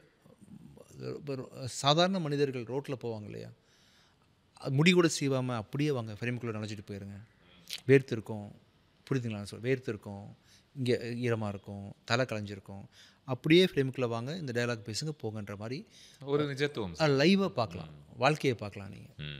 அப்படி உள்ள முகங்களை மட்டும்தான் எல்லா லெவல்லையும் வச்சுருக்காரு படத்தை. நீங்கள் கேஷுவலாக ரொம்ப செல்ஃப் கிரிட்டிக்கலாக நான் நடிக்கலைன்றது உண்மை அப்படின்னு சொன்னீங்க. ஆனால் உங்கள் படங்களில் நீங்கள் ப்ளே பண்ணக்கூடிய ஒரு கதாபாத்திரங்கள் ரொம்ப நிஜமான மனிதர்களாக எனக்கு தெரியுறாங்க. அதுதான் அதுதான் அந்த அந்த அதாவது மனிதர்களுக்கு வந்து அதை அச்சீவ் பண்ணுறதுக்கு தான் பல பேர் பயங்கரமாக நடிப்பாங்க இல்லையா? ஐயையோ நான் நடிக்கிறது தெரிஞ்சிடக்கூடாது, இவன் நிஜமான ஒரு ஆளாக தெரியணும், அவனுடைய உணர்வுகளை பார்த்து இவங்களுக்கு வலிக்கணும் அப்படின்ற ஒரு பிரயத்தனத்துக்கு பயங்கரமான ஒரு உழைப்பு போடுவாங்க. பட் உங்களுக்கு ரொம்ப இயல்பாகவே ரொம்ப ஈஸியாகவே அது வருதுன்னு இல்லை நினைக்கிறேன். வரல ஸ்கிரிப்ட் சூஸ் பண்ணிக்கிறேன் அப்படின்னா ம் அந்த என்னோட மீட்டருக்கும் அதுக்கும் ஒரு கெமிஸ்ட்ரி இருக்கு இல்லையா, இதில் நம்ம சாதாரணமாக இருந்தால் போதும் அப்படின்ற மாதிரி ஒரு முதல்ல அப்புறம் என்ன பண்ணிட்டேன், நான் சலீம் பிச்சைக்காரன் அப்படின்னு தொடர்ந்து வர படங்களில் வந்து இதுதான் விஜய் ஆண்டனியோட லோ ஹை அப்படின்னு மீட்டர் செட் பண்ணிட்டேன். வர்றவங்க வந்து தயாராக தான் வராங்க. இப்போ நம்மளும் ஸ்க்ரீனில் பார்த்துட்டு ஹீரோயினை பாருங்கள் சார், நான் ஒன்று இவ்வளோ தான் பார்க்குறேன், ஹீரோவை சிரிங்கன்னு சொன்னால் அதுக்குள்ளேயே தான் பண்ணுறேன். கரெக்ட் சார், ஓகே சார், தப்பி ஓகேவான்னு கேட்குறேன். முதல்ல நான் வந்து தயங்கி பண்ணுவேன். இப்போ வந்து ஓகேவான்னு தெரியும், அவங்க இதுதான் எதிர்பார்த்து வந்தாங்கன்னு சொல்லிட்டு அந்த மீட்டருக்குள்ளேயே வச்சுக்கிறேன். விஜய் ஆண்டனியாக சிரிக்கிறேன், பேசுகிறேன், அவ்வளோவே அதுலேயே முடிஞ்சு போயிடுது எல்லாமே. இதை தாண்டி வந்து நான் எதுவும் அது ஒரு கேரக்டர் டைப் இல்லையா?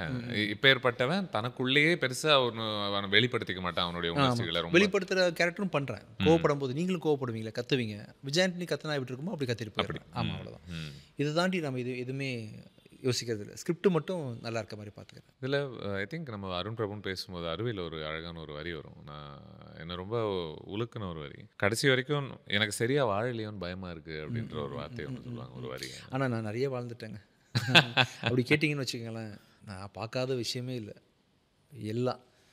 ஸோ வாழ்ந்து இப்போ ரொம்ப அமைதியாக இருக்கிறேன். ஆக்சுவலாக நிறைய சந்தோஷம் அப்படின்னு சொல்லிட்டு லைஃபே வந்து ரொம்ப யூனிக்காக இருக்குது. வாழ்தலோட பர்பஸே வந்து அது கம்ப்ளீஷன் எப்படி கடைசியாக முடிக்கிறீங்கன்றது தானே இருக்குது. இந்த செகண்ட் ரொம்ப நிறைவாக இருக்கிறேன் ஆக்சுவலாக, அதுக்கு சொல்கிறேன். முடிவுகள்லையும் சரி, நான் வந்து சோகமான விஷயங்களை பற்றி மட்டும் சொல்ல வரல. புரியுது. அது ஒரு சின்ன நான் அப்படியும் பார்க்கல. நான் வந்து எல்லாமே பண்ணிட்டேன். எனக்கு என்னெல்லாம் தேவையோ இது அது குறித்து நான் பெரிய பிரச்சனையில் இப்போ இருந்தால் கூட நான் நினச்சதெல்லாம் பண்ணி. யாராச்சும் உங்ககிட்ட வந்துட்டு ஐயோ நான் எனக்கு ஒரு மாதிரி இன்கம்ப்ளீட்டாக ஃபீல் ஆகுது, நான் நினச்சதெல்லாம் பண்ணுறேனா இல்லையான்ற ஒரு என் லைஃப் ஒரு மாதிரி அப்படியே போயிட்டே இருக்குது, டைம் போயிட்டே இருக்குது அப்படின்ற ஒரு சென்ஸில் ஒரு ரெஸ்ட்லெஸ்ஸாக வரும்போது உங்களுக்கு சொல்லக்கூடிய அறிவுரை என்னவாக இருக்கும்? நிறைய சொசைட்டியை பாதர் பண்ணி தான் இவங்க வந்து எல்லாமே தன்னை கட்டல் பண்ணிக்கிட்டாங்க. சொசைட்டி அப்படின்ற ஒரு வார்த்தையை வச்சுக்கிட்டு அதை கம்ஃபர்டபுளாக தேவையான இடத்துல யூஸ் பண்ணிக்கிட்டு அவங்கள ஏமாற்றிக்கிட்டு 4 பேருக்கு நல்ல பேர் நாலு பேர்கிட்ட நல்ல பேர் வாங்குறதுக்காக அந்த விஷயங்கள்லாம் பண்ணிவிட்டு தன்னை அழிச்சிக்கிட்டாங்க அப்படின்னு தான் சொல்ல முடியும். நிறைய ஓப்பனாகவே பேச மாட்டேங்கிறாங்களே, எதையுமே வாய்ஸ் அவுட் பண்ண முடியல. சில விஷயத்தெல்லாம் சொல்லும்போது 4 பேர் பார்ப்பாங்க, 4 பேர் சொல்லுவாங்க, 4 பேர் இந்த 4 பேருக்காக வாழ்க்கை ஃபுல்லாக கெட்டு போனவங்க தான் அதிகம் ஆக்சுவலாக. நான் வந்து சின்ன வயசுலேருந்தே நான் தப்பு தான் பண்ணது, பட் நான் வந்து சொல் பேச்சு கேட்டதில்லை. சூப்பர். அம்மா சொல்லுவாங்க, படிக்க சொன்னாங்க, படிக்கலை. ஆனால் படிப்பே வந்து பார்த்திங்கன்னா நான் வந்து 21 வயசுக்கு அப்புறம் தான் படிக்க ஆரம்பித்தேன். காலேஜ் போன வரைக்கும் நான் படிக்கலை, எல்லாம் விட்டுட்டாங்க, உங்கள் வேலையெல்லாம் முடிஞ்சிருச்சுன்னும் போது இப்போ நம்ம வாழணும், சம்பாதிக்கணும், என்ன பண்ணணும்னு சொல்லிட்டு அப்போ தான். இப்போ கூட நான் வந்து தினைக்கும் படுக்கும்போது ஏதாவது ஒரு 1/2 hour 1 hour ஏதாவது ஒன்று புதுசாக கம்ப்யூட்டரில் ப்ரௌஸ் பண்ணிட்டு சாஃப்ட்வேர் ஏதாவது அப்டேட் பண்ணிட்டு தான் படுப்பேன். இப்போ எனக்கு தேவையானதெல்லாம் அப்டேட் பண்ணிக்கிறேன், அது கல்வியாக மாறிடுச்சு. மோஸ்ட்லி சொசைட்டி சொல்கிறாங்க, அவங்க பண்ணுறாங்க, இவங்க பண்ணுறாங்க, மற்றவங்க வாழ்க்கையை வாழ்ந்து கடைசியில். இதில் இன்ட்ரெஸ்டிங்கான விஷயம் என்னன்னா, இதை பெரும்பான்மைக்காக ஒரு வாழ்க்கையை அமைச்சிக்கிறாங்க. ஆனால் அந்த பெரும்பான்மை சந்தோஷமாக இருக்கான்னா இல்லை, இருக்காது, கண்டிப்பாக இருக்காது. இல்லை, அவங்க சொன்னது இல்லை, கேள்வி கேட்டே பழக்கம் இல்லைல்ல யாருக்குமே. ஏன் இதை பண்ணுறோம் அப்படின்னு யாருக்குமே கேள்வி கேட்டும் பழக்கம் இல்லை. கேள்வி கேட்டால் ஆட தெரியும், ஆட தெரிஞ்சால் நமக்கு பதில் கேள்வி 4 பேர் கேட்பாங்க. நிறைய கன்ஃபியூஷன்லேயே பாவம் பல பேர் வந்து தன்னோட கனவுகளையும் பிடிச்ச விஷயங்களை பண்ணாமலும். அதற்கான முதல் படியாக முதல்ல கேள்வி கேளுங்கன்னு சொல்லுவீங்களா? இதுதான் கண்டிப்பாக கேட்கணும்ல. கேள்வி எல்லாத்துலேயும் ஆரம்பிக்கணும். எல்லாத்துலேயும் கேள்வி கேட்டு பழகி ஆரம்பித்து பண்ணிட்டாங்கன்னா ஓரளவுக்கு தன்னை பாதுகாத்துக்கலாம், வாழ்க்கையை நிறைவாக வாழ்ந்து முடிஞ்சிடலாம். இதுக்கு முன்னாடி நீங்கள் பண்ண படம் மார்கன். என்ன தான் நீங்கள் இந்த லிமிட்டேஷன் நீங்கள் பேசினாலும் கூட நீங்கள் பல ஜான்ரஸ் உங்களால் எக்ஸ்ப்ளோர் பண்ண முடியுதுன்னு நினைக்கிறேன். ஒரு ட்ராமாவாக ஒன்று பண்ணுறீங்க, ஒரு த்ரில்லர் ஜோனில் ஒன்று இருக்குது, இப்போ சோஷியல் இஷ்யூஸ் சார்ந்த ஒரு படம் சக்தி திருமணம். இந்த படம் பொறுத்து உங்களை ரொம்ப அட்ராக்ட் பண்ணது அஃப்கோர்ஸ் ஒன்று அருண் பிரபுவோடைய அண்ட் அவர் மட்டும்தான். அவர் மட்டும்தான். ஒரு படத்துலேயே வந்து கிங் வந்து டைரக்டர் தானே, கதை அண்ட் டைரக்டர். அருண் பிரபு மாதிரி ஆட்கள்லாம் ஏதோ படம் பண்ணப்பா டக்குன்னு வந்து சார் ஒரு 4 ஃபைட் 4 பாட்டு டக்குன்னு கமர்ஷியலாக அப்படிலாம் யோசிக்கக்கூடிய ஆளே கிடையாது. உங்களுக்கு நிறைய இயக்குனர்கள் அந்த மாதிரி வரக்கூடிய இயக்குனர்களாக இருக்காங்களா? இல்லை என்கிட்ட அப்படி யாரும் வர்றது ஸ்கிரிப்ட் படித்து பண்ணுறேன். இப்போ ரீசெண்டாக வந்து இன்னும் கொஞ்சம் அவர் ப்ளஸ் ஆடான கதைகள் தான் எனக்கு வரும் சார். 4 சாங் 4 ஃபைட்டு எனக்கு சொல்லவே முடியாது என்னை பார்த்து. ஸோ என்கிட்ட அப்வியஸ்லி வரும்போது கதையே ரொம்ப ஸ்ட்ராங்காக இருக்க மாதிரி ஒரு மிடில் மேன் காமன் மேனோட கதைகள் தான் எனக்கு வரதான் செய்யுது. அப்படின்றதுனால அருண் பிரபு மாதிரி இயக்குனர்களை மிஸ் பண்ணவே கூடாது யாருமே. யோசிச்சு பாருங்களேன், கடந்த 10 வருஷமாக வந்து வெறும் 3 கதைகள். அதுவும் ரொம்ப சின்சியருங்க. அவர் வாழ்க்கை முறை, பேசுகிறது, வர்றது, போகிறது எல்லாமே வந்து தான் டைரக்டர் எனக்கு இவ்வளோ தெரியுன்றது நோக்கம். அது அவர் வேணுன்றதில் ரொம்ப குறியாக இருக்கார். கடைசி வரைக்கும் இருந்து வாங்கிடுறாரு, பண்ணிடுறாரு, எல்லாம் ஓகே. ஆனால் வந்து தன்னை வந்து தான் கிரியேட்டருன்றதெல்லாம் ஜோனுக்குள்ளே போகல அவர். இன்றைக்கி அகிரா குரோசாவா பற்றி, உலக படங்களை பற்றி அது மாதிரிலாம் எதுவுமே தெரியாது. அவர் வந்து ஒன்று நினைப்பார், அது பண்ணுவார். ஒரு பெர்ஃபார்மராக இந்த படம் உங்களை சேலஞ்ச் பண்ணதாக பார்க்குறீங்களா, இல்லை இது அவர் வந்து உங்கள் ஜோனில்? எனக்கு ஆச்சரியமே என்னென்னா, ஓகே சார் எல்லாத்துக்கும் ஓகே. அருண் பிரபு அதுதான் சொன்னேன் இல்லையா, என் மீட்டருக்கே வந்துட்டார் அவர். இதில் விஜய் ஆண்டனியாக வாங்கினீங்க அப்படின்னு சொல்லிட்டு வந்தார். மோஸ்ட்லி ஓகே பண்ணிட்டார் எல்லாத்தையுமே. ஸோ அது ஒரு அவர் ஆக்சுவலாக என்னென்னா, அது வந்து போஸ்ட் ப்ரொடக்ஷனில் அவருக்கு மேலே இருக்க கமெண்ட், இவ்வளோ போதும் திரும்ப அந்த ஷாட்டில் இருந்து அப்படின்ற மாதிரி ஷார்ட்லாம் அசம்பிள் பண்ணி அவர் அந்த பயங்கர கிளாரிட்டியில் இருந்ததுனால இங்கே வந்து என்ன வந்தாலும் பண்ணிக்க முடியும்ல. நீங்கள் பண்ணக்கூடிய படங்களில் நீங்கள் அந்த எனக்கு கிராஃப்ட் நல்லா இருக்கணும் அப்படின்ற உங்களுடைய ஆசையை பூர்த்தி பண்ணிக்க முடியுதா பெரும்பாலும்? இப்போ நான் ப்ரொடக்ஷன் பண்ணும்போது வந்து நான் டேரக்டர்ஸ்ட்டை எந்த விதமான நிர்பந்தமும் வைக்கிறதில்ல. இவ்வளோ பட்ஜெட்டில் முடிக்கணும், இத்தனை நாளில் ஷூட் பண்ணணும், இவங்க தான் ஆர்டிஸ்ட்டு, எதுவுமே சொல்கிறதில்ல. உங்களுக்கு உங்கள் படம், உங்கள் பேபி எப்படி வளர்க்குறமோ வளர்த்துக்குங்கன்னு சொல்லிட்டு நான் முழு சுதந்திரம் கொடுத்துட்றேன். அண்டு சின்ஸ் நான் இதில் ஒரு 15 படம் ப்ரொடியூஸ் பண்ணுறதுனால டெக்னீஷியன்றதுனால டிஏ இங்கே பண்ணுங்கள், சவுண்டு இங்கே பண்ணுங்கன்னு சொல்லிட்டு அவங்களுக்கான வசதிகளை ஏற்படுத்தி கொடுத்துறதுனால போஸ்ட் ப்ரொடக்ஷன் பொறுத்த வரைக்கும் அன்காம்ப்ரமைஸ்ட் அவுட்புட் வந்து ஓகே வரும் என் ப்ரொடக்ஷன். ஒரு டைமில் இல்லை, மேபி இந்த 2000ஸ்லாம் நினைக்கிறேன், நிறைய இந்த சோஷியல் இஷ்யூஸ் சார்ந்து பண்ணிட்டு இருந்தோம். கரப்ஷன் முக்கியமாக, அதாவது இவன் இவ்வளோ சுரண்டிட்டான் அப்போ அவனை தொங்க விட்டுறணும், அந்த ரேஞ்சில் படம் போயிட்டது விஜிலாண்டி படங்கள்லாம். ஐ திங்க் கொஞ்சம் மேபி சமீப வருஷங்களாக அது ரெகுலராக வருதான்னா ஐம் நாட் ரியலி ஷுர் அப்படின்னு தோணுது. அண்ட் இந்த கதைகள் இந்தியன் ஜென்டில்மேன், ரமணா அந்த ஸ்பேஸில் என் சாமுராய் இந்த மாதிரி படங்கள்லாம் வந்துச்சுல early 2000s ஐ திங்க். இப்போ அது எல்லாமே ஒரு டெம்ப்ளேட்டை சார்ந்த ஒரு படங்களாக இருக்கும். ஒரு 4-5 பேர் ஒரு தப்பு பண்ணியிருப்பான், அவன் கடத்தப்படுவான், கொல்லப்படுவான், யார் என்ன பண்ணாங்கன்னா அவனுக்கு ஒரு பின்னாடி ஒரு கதை ஒன்று இருக்கும். இதிலிருந்து வெளிவந்த படங்கள் கொஞ்சம் குறைவு தான், இந்த டெம்ப்ளேட்டை தாண்டி வந்த படங்கள். இந்த மாதிரி ஒரு கரப்ஷன் சார்ந்து ஹேண்டில் பண்ணக்கூடிய ஒரு கதையை how do you make it specific? இதுக்குன்னு ஒரு இப்போ ரொம்ப நாளாக அந்த மாதிரி கதைகள் இல்லைன்னு நீங்கள் சொன்னீங்க இல்லையா, மாஃபியா, கடத்தல், ட்ரக்ஸு அப்புறம் அப்படின்ற மாதிரி போயிட்டு இருந்த டைமில், இந்த மாதிரி டைமில் வந்து இன்னொன்று பண்ண முடியாது. ஏன்னா முதல்வனை தாண்டி, இந்தியனை தாண்டி கரப்ஷனை ஒழிச்செல்லாம் டக்குன்னு படம் பண்ண முடியாது. அதுக்கு வந்து அதுக்கான பெரிய ஸ்கெட்ச், பெரிய ப்ளூ பிரிண்ட் இருந்தால் தான் பண்ண முடியும்.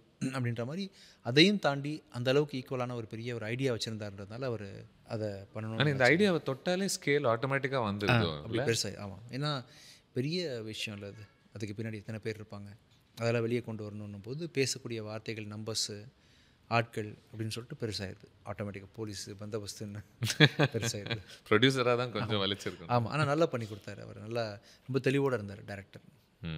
உங்களுக்கு எந்த ஜான்ரா ரொம்ப பிடிக்கும்? எல்லாமே. இப்போ எந்த சாப்பாடு பிடிக்கும்னு கேட்டிங்கன்னா டிபெண்ட்ஸ் ஆன் த மூட். இப்போ ரொம்ப தாகம் அடிக்குதுன்னா இப்போ தண்ணி தான் எனக்கு வந்து உலகத்துலேயே சிறந்த சாப்பாடு வந்து தண்ணி தான். இப்போ அவ்வளோ தாகம். அப்புறம் அதுக்கப்புறம் வந்து வெரைட்டி தான். திடீர்னு பரோட்டா பிடிக்கும், நிறைய அப்படியே சாப்பிட்டு மார்னிங் வந்து தோசை, சட்னி அப்படின்ற மாதிரி. இப்போ எந்த சினிமா தாகத்தில் இருக்கீங்க? அந்த தாகமே வச்சுக்கிறது இல்லை. ஏன்னா நான் ஒரு ஐடியாவில் இருந்தேன்னா வரக்கூடிய டேரக்டர்ஸ்க்கு வந்து வேற ஒன்று கொண்டு வருவார், அதை ரசிக்க முடியாமல் போயிடும்ன்றதுனால என்னை வந்து நான் பிளெயின். நீங்கள் தேடும்போதே அப்படி தேடுறது கிடையாது. அடுத்து நான் காதல் கதை செய்ய போகிறேன் அப்படின்ற மாதிரி தேடலே என்கிட்ட கிடையாது. ஆக்சுவலாக தேடல்ன்ற ஐடியாவே என்கிட்ட இல்லை, தேடலே கிடையாது. வாழ்க்கையிலையும் சரி, படத்துலையும் சரி, ஒன்றுமே கிடையாது. அந்தந்த மொமெண்ட்டு அதை வாழ்ந்துட்டு போயிடணுன்றது தான். ஃப்ளாட்டாக தான் மைண்டை வச்சுருக்கிறேன். ஸோ டேரக்டர்ஸ் என்ன சொல்கிறாங்களோ அதுக்குள்ளே ஆடியன்ஸ் வந்து படம் பார்க்க வராங்க இல்லைங்களா, அவங்க வந்து அடுத்த படம் இந்த மாதிரி படம் நான் வந்து பார்க்கணுன்னு சொல்லிட்டு அவங்க தேடல் இல்லை, நல்லா இருந்தால் பார்த்துடுறாங்க. அது மாதிரி நான் ஆடியன்ஸாக வந்து நான் உட்காந்துருக்கிறேன். நிறைய கதைகள் கேட்பேன். ஒரு மாதத்துக்கு 5 கேட்குறேன், அதுவே அதிகம் நான் கேட்குறது. வருஷத்துக்கே 10 தான் கேட்பேன். ஏன் அப்படி? ஏன்னா படம் பண்ணுற படமே 2 தானே, 2 3. அந்த 10ல் வந்து 3 ஓகே ஆன பிறகு நமக்கு அந்த டோர் மூடிடுது இல்லைங்களா. அதுக்கு மேலே கேட்டு நம்ம வந்து கதையை டேரக்டரை உட்கார வச்சு அவரோட டைமை வேஸ்ட் பண்ணி நம்ம ஒன்றும் பண்ண முடியாதுல்ல. இப்போ தான் வருஷத்துக்கு 4 படம் வந்து ப்ரொடியூஸ் பண்ணலாம், அதர் ஹீரோஸ் வச்சு பண்ணலான்னு பிளானில் இருக்கேன். அப்படியா? பிளானில் இருக்கேன். ஓகே. ஸோ இந்த வருஷம் வந்து நம்ம கம்பெனியோட பிளான் வந்து 4 படம் ப்ரொடியூஸ் பண்ணலான் இருக்கு. சோஃபார் 2 தான் இருந்துச்சு. ஸோ 2 கதையை தேர்ந்தெடுத்த பிறகு நம்ம அடுத்ததுக்கான, ஏன்னா ஓகே பண்ணிட்டீங்கன்னா கதையை அவரை நீங்கள் டைம் சொல்லி உட்கார வைக்கணும், அவங்க டைம் வேஸ்ட் ஆகக்கூடாது இல்லை. அதனால் நான் கதை முடிஞ்சு போச்சு இந்த வருஷத்துக்கானதுன்னு சொன்னால் ஃபர்தராக கேட்க மாட்டேன், ஓப்பனாக இருப்பேன், எதுவாக இருந்தாலும் பண்ணிடுறேன். நீங்கள் மறுபடியும் அஃப்கோர்ஸ் நீங்கள் மறுபடியும் மியூசிக் பண்ண ஆரம்பிச்சிருக்கீங்க. ஆமாம். போன படத்துக்கும் சரி இந்த படத்துக்கும் சரி. அது மேலே இருக்கக்கூடிய அன்பு மறுபடியும் ரினியூ ஆனதுக்கான அன்பு இல்லை. நான் வந்து ஜென்ரலாக எந்த ஒர்க்கையும் பேஷனோடலாம் பண்ணுறது இல்லை ஆக்சுவலாக. அன்பு இந்த ஃபர்ஸ்ட் டைம் நான் ஒருத்தர் இந்த மாதிரி சொல்லி கேட்குறேன்னு நினைக்கிறேன். அப்படி ரெஸ்பான்சிபிலிட்டி தான். எவ்வளோ பேஷனாக பண்ணுறேன்னு சொல்லி தான் நான் நிறைய பேர் பேசி கேட்டிருக்கேன். இல்லை, எல்லாமே ரெஸ்பான்சிபிலிட்டி தான். நான் அந்த அவுட்புட் வந்துடும் எனக்கு. ஆனால் வந்து எவ்வளோ பேஷன், நான் பேஷனில் இப்போதைக்கு இந்த படத்தை நான் பண்ணணும், நான் டைமில் பண்ணி முடிச்சிருவேன், இந்த டைம் கொடுத்துருவேன், நான் பண்ணால் அந்த படம் இந்த டைமில் ரிலீஸ் ஆகும், பண்ணிடலாம். ஸோ அது அந்த நிர்பந்தத்துலேருந்து உருவாகுதா? அது நிர்பந்தமே நான் வச்சுக்கிறது தான். அந்த டைமில் அந்த படத்துக்கு நான் தான் பெஸ்ட்டு. ம். வேறு யார்கிட்ட போனாலும் அந்த கமர்ஷியல் சவுண்ட் வராது, ஆர்ஆர் சவுண்டெல்லாம் சேர்த்து நான் ஐ கேன் டூ பெட்டர் இப்போ அப்படின்னு சொல்லிட்டு. பட் வை நவ் சடன்லின்றதை விட அதான் கொலைகாரனுக்கு அப்புறமா நான் வந்து நிறைய ப்ரொடியூஸ் பண்ணல படங்கள். பிச்சைக்காரன் பண்ணேன், அதுக்கு நான் மியூசிக் பண்ணேன். ரோமியோ வந்து வரும்போதே காம்பினேஷனோட வந்தார் டேரக்டர், பண்ணுங்கன்னு சொல்லிட்டேன். மார்கனில் ஆள் இல்லை அவருக்கு, இதுலேயும் வந்து காம்பினேஷன் இல்லை அப்படின்றதுனால தேவைக்கு ஏற்ப நான் வந்து பண்ணிக்கிறது. ரோமியோ எனக்கு பிடிச்சது, ரொம்ப சென்சிபிளான ஒரு ஃபில்மாகவே பார்க்குறேன். I really enjoyed. தேங்க்யூ. அதனுடைய அதில் இருக்கக்கூடிய ஒரு சென்சிட்டிவான ஒரு லவ் ஸ்பேசஸாக இருக்கட்டும். உங்களுக்குள்ள ஒரு பெரிய கமெடியன் இருக்காங்கன்னு எனக்கு தோணும் எப்பவுமே. இருக்காங்க. என் ஒய்ஃப் சொல்லுவாங்க ஆக்சுவலாக, மேரேஜ் பண்ண புதுசில் அப்படியே பட்டு சொல்லுவா, மாமா நீங்கள் பயங்கரமாக காமெடி பண்ணுறீங்க மாமா. அப்படியாடான்னு கேட்பேன். ரீசெண்டாக தெரியுது எனக்கே. ஸோ நான் நினைப்பேன், இன்ஃபேக்ட் சூதுக்கவு மாதிரி ஒரு படத்துலலாம் நீங்கள் பயங்கரமாக பொருந்துவீங்க அப்படின்னு தோணும் ஒரு எக்ஸாம்பிளாக. பட் உங்களுக்கு நகைச்சுவை கதைகள் வருதா? இல்லை, இப்போ ஆஃப் லைட்டாக வர ஆரம்பிச்சிருக்கு. அப்படியா? நான் வந்து பிஃபோர் 2 இயர்ஸ்க்கு முன்னாடி உள்ள நானும் இப்போ உள்ள நானுமே கொஞ்சம் வேறேன்னு சொல்கிறாங்க. ஓகே. எந்த விதத்தில்? பேச்சு வந்து நிறைய பேச மாட்டீங்க சார் முன்னாடி, நீங்கள் இப்போ கொஞ்சம் பேசுகிறீங்க, கொஞ்சம் ஜாலியாக இருக்கிறீங்க, சிரிக்கிறீங்கன்னு சொல்கிறாங்க. ஏன் தெரியல, நிறைய பார்த்து மனசு லைட் ஆகிடுச்சான்னு தெரில. சம் காரணங்களுக்காக ரொம்ப சிரிப்பு அதிகமாக வெளிப்படுது நம்மக்கிட்டேருந்து. ரோமியோ மாதிரி படங்கள்லாம் வந்து பார்க்கும்பொழுது நல்லாவே காமெடி பண்ணுறீங்கன்னு அப்ரோச் பண்ண ஆரம்பிச்சிருக்காங்க. இல்லை, அதான் நீங்கள் சிரிக்காமல் பேசினா கூட சிரிப்பு வர்ற அளவுக்கு தான் இருக்குது அந்த காமெண்ட்ஸ், உங்களுடைய பாடி லாங்குவேஜ். மோஸ்ட்லி ஒருத்தங்க சிரிச்சுக்கிட்டே சொன்னால் கூட நமக்கு அவ்வளோ சிரிப்பு வராதுன்னு நினைக்கிறேன். அவங்க சிரிக்காமல் முகத்தை எப்படியே வச்சுட்டு அப்படியா அப்படின்னு நீங்கள் கேட்டிருப்பீங்கல்ல 1-2 வீடியோ, அந்த கிளிப்பெல்லாம் இன்னமும் பரவாயில்ல சுற்றிக்கிட்டு தான் இருக்குன்னு நினைக்கிறேன். அது ஃபஸ்ட் படத்தில் வராது, அவுட் ஆஃப் எக்ஸ்பீரியன்ஸ் அது பண்ணும்போது உங்களுக்கு கனெக்ட் ஆகுது. அது ஃபஸ்ட்டில் செய்ய முடியாது இல்லைங்களா. ஒரு 15 வருஷம் 20 வருஷம் தாண்டி போகும்பொழுது இந்த கேள்விக்கு வந்து ஒரு ஃபன் மூமெண்ட்டு கிளம்புது. ஃபன் மூமெண்ட் நகைச்சுவைன்னு பேசும்போது போன வருஷம் ஒரு படம் வந்துச்சு, ரொம்ப வருஷம் தாமதத்துக்கு பிறகு நீங்கள் பண்ண மியூசிக்கில், மதகஜராஜா. அதில் அந்த படம் வர்றதுக்கு ரொம்ப வருஷத்துக்கு முன்னாடியிலேருந்தே அந்த மை டியர் லவரோட கிளிப்பு வந்து பரவலாக எல்லா பக்கமும் சுற்றிட்டு இருந்துச்சு. அதை பொறுத்து எனக்கு என்ன ஸ்பெசிஃபிக்காக உங்களை கேட்குறதுன்னு சத்தியமாக தெரில. பட் ஒரு பெரிய டிலே பிறகு வந்த பிறகும் அது நீங்கள் பண்ண ஒரு மியூசிக்கில் ஒரு வரவேற்பு இருந்துச்சு. அந்த படத்துக்கு ஒரு பெரிய வரவேற்பு ஓவரால். கண்டிப்பாக நாங்களே எதிர்பார்க்கல இவ்வளோ பெருசாக ஆடியன்ஸ் சைட்லேருந்து ரெஸ்பான்ஸ் வரும்னு சொல்லிட்டு. ஒவ்வொரு நைட்டில் ஒரு கடந்த ஒரு 3-4 நாளில் டக்குன்னு அந்த படம் வந்து சூப்பர் ஹிட்டுன்னு சொல்லிட்டு அனௌன்ஸ் பண்ணிட்டாங்க. அதான் சுந்தர்சி சாரும் நானும் பண்ணும்பொழுது அவரும் நல்ல காம்பினேஷன். நானும் அவரும் பண்ணும்போது ரொம்ப வித்தியாசமாக தான் யோசிப்பார். உடச்சி ஏதாவது வித்தியாசமாக பண்ணுங்க விஜய்ன்னு சொல்லிட்டு அவரே வார்த்தை கொடுப்பாரு. பிரபுதேவா சார் கம்போசிங்கில் உட்காந்துருக்கும்போது அவர் தான் ஓப்பனிங்கில் இச்சு கூட அவர் தான் கொடுத்தாரு. அப்புறம் என்ன ஆச்சுன்னு அவர் தான் கொடுத்தாரு. சுந்தர்சி சாரும் வந்து வித்தியாசமாக ஏதாவது பண்ணுங்க விஜய்ன்னு சொன்னார். அப்போ தான் தோணுச்சு எனக்கு வந்து விஷாலை வச்சு ஒரு கர்நாடிக் பாட்டு பண்ணலாமா சார், நல்ல கமகமெல்லாம் போட்டு பயங்கரமாக பண்ணலாம்னு சொல்லிட்டு அப்படி பண்ணது தான் அந்த பாட்டு. So you are really having fun. Yes இல்லையா? மியூசிக் நம்ம பேசும்போதில்ல, இது எப்படி மாறி இருக்கிறத பார்க்குறீங்க இன்றைய தேதிக்கு? இப்போ ஃபார் எக்ஸாம்பிள் ஒரு டைலாமோ இன்றைக்கி தேதிக்கு அது சரியான பாட்டாக இருக்குமா? ஒரு கம்போசராக now that you're again doing films, இந்த சூழல் எப்படி மாறி இருக்கிறத பார்க்குறீங்க? உங்கள் சென்ஸ் ஆஃப் சவுண்டு இன்னி தேதிக்கு என்ன? ரொம்ப ஏஐயோட இன்னும் வரவுக்கு அப்புறமாக இன்னும் அடுத்த 3-4 மாதத்துலேயே வந்து எல்லாமே பயங்கரமாக மாறப்போகுது. அப்படியா? எல்லாமே எந்த விதத்தில்? கம்போசரே தேவைப்பட மாட்டாங்க உங்களுக்கு ஆக்சுவலாக. I want a melody song about mother sentiment in Tamil அப்படின்னு போட்டிங்கன்னா சாங் வந்துடும். இருக்கிற பாட்டெல்லாம் கேதர் பண்ணி இதான் கிராமர்னு ஒன்று. நீங்கள் வந்து கம்ப்யூட்டர் முன்னாடி உட்காந்துட்டு ஒன் மதர் சென்டிமெண்ட் சாங் இன் மலையாளம் அப்படின்னு சொல்லிட்டு காலையிலேருந்து நைட்டு வரைக்கும் ஒரு ஒரு 5000 ரூபாய் சப்ஸ்கிரைப் பண்ணி 500 சாங் அவுட் எடுத்துட முடியும். கொஞ்சம் அதாவது இது கேட்குறதுக்கு எனக்கு வண்டர் மாதிரி இல்லை, கொஞ்சம் பயமாக தான் இருக்குது. 500 சாங் அவுட் எடுத்துகிட்டு அதில் வந்து உங்களுக்கு எது பிடிச்சிருக்கோ, 500 2 பிடிக்காதா உங்களுக்கு, அது 2 வந்து நீங்கள் வந்து படத்துக்கு யூஸ் பண்ணிக்க முடியும். என்னடே வந்து உங்கள் படத்தை வந்து ஆடியோ லேபிள் பெருசாக காசு கொடுத்து வாங்குறதில்ல. இது கம்போசர் மியூசிக்னு போய் செலவு பண்ணுறதுக்கு பதிலாக நம்மளே பண்ணிக்கலான்ற ஒரு ட்விஸ்ட் வந்து இப்போ ஆல்ரெடி வந்துட்டு இருக்குது. அது ஸ்டாக் சவுண்டு, ஸ்டாக் மியூசிக்கு அப்படின்ற மாதிரி எல்லாமே மாறிட்டு இருக்குது. எல்லாமே அது உங்களுக்குள்ளே ஏற்படுத்தக்கூடிய உணர்ச்சிகள் என்ன? அதான் இப்போ ஏஐ வந்ததுக்கப்புறம் நிறைய நல்லது நடக்குது. இது நல்லதாக பார்க்குறீங்க? இது நல்லது இல்லை. விவசாயம்லாம் வந்து ஏஐ பண்ண ஆரம்பிச்சிடும் நாளைக்கு. அதெல்லாம் பாவம் இல்லை. தார் ரோடு போடுறதெல்லாம் மனுஷன் சாக்கு கட்டிட்டு, லேபருக்கு எல்லாமே ஏஐ அண்டர்டேக் பண்ணிட்டா சந்தோஷம். உண்மையிலே உற்பத்தி அதிகமாயிரும். அந்த மாதிரி யாரும் அதை பாசிட்டிவ் பேச மாட்டேங்கிறாங்க. நிறைய மருந்துகள் இப்போ நான் டாக்டர்ஸ்லாம் வந்து குறைச்சாச்சு. என்ன மாத்திரை எதுக்காக இந்த மாதிரி பிரச்சனை வருதுன்னு கேட்குறேன், டிஸ்கஸ் பண்ணுறேன், பதில் சொல்லுதுன்ற மாதிரி நிறைய விதங்களில் ஏஐ உதவுது. சில இந்த மாதிரி டிபார்ட்மெண்ட்டில் வந்து ஏஐ வந்து அதுவே அவுட்புட்டை கொடுக்குதுன்றது வந்து என்ன சொல்கிறதுன்னு தெரியல ஆக்சுவலாக. இது ஒரு அழகான காமெண்ட் ஒன்று பார்த்தேன். என்னென்னா, இந்த டெக்னாலஜி வர வர வீட்டில் நம்ம பண்ணக்கூடிய வேலைகள் எல்லாத்தையும் அது எடுத்துக்கும், நம்மளை க்ரியேட்டிவாக நம்மளை பண்ண விடும்னு நம்ம நினைப்போம். ஆனால் ஆக்சுவலாக நிஜத்தில் என்ன நடக்குதுன்னா, க்ரியேட்டிவாக நம்ம பண்ணக்கூடிய வேலைகள்லாம் அது எடுத்துக்கிட்டு இருக்கு. நம்ம சமையலையும் வீட்டுக்கு கூட்டுறதையும் நம்ம வேலையாக இன்னும் அது உண்மையிலேயே அது இதுக்கு வரும். அது ஃபார்மிங்கில் வந்துடும் ஆக்சுவலாக. ஏஐ வருது. ஓகே, வந்துட்டு அது நிறைய விஷயம் தானே டிராக்டர் ஓடும், மழை பார்த்துட்டு அது பண்ணிக்கும். என்னமோ அது இப்போ இதுக்கு பேர்னா நம்ம சோலார் சூரியன் எந்த பக்கம் இருக்கோ அதை படம் திருப்பிக்குது இல்லை. ஒரு வெளிச்சத்துக்கு கூட வேஸ்ட் பண்ணுறது இல்லையே. அதெல்லாம் நீங்கள் கேள்விப்பட்டிருக்கீங்களா? சோலார் பேனல் வந்து எந்த பக்கம் சூரியன் டைரக்ஷன் வருதோ திரும்பி ஆட்டோமேட்டிக்காக சென்ஸ் பண்ணிக்குதுன்ற மாதிரி நிறைய விஷயங்கள் வந்து ஏஐ வந்து உங்களுக்கு ஹெல்ப் பண்ண தான் போகுது. அதில் என்னால் புரிஞ்சிக்க முடியுது. பட் இதில் வந்து பார்த்தீங்கன்னா அதுவும் கலைன்னு வரும்போது இல்லை, அட்லீஸ்ட் நான் ரொம்ப ட்ரெடிஷ்னலிஸ்டான்னு தெரில இந்த விதத்தில். பட் அது நான் இதாவது பரவாயில்ல. நான் என்ன சொல்லுவேன், எனக்கு ஒரே படத்தில் ரஜினி, கமல், விஜய், அஜித், தனுஷ், சிம்பு எல்லாருமே வரணும்.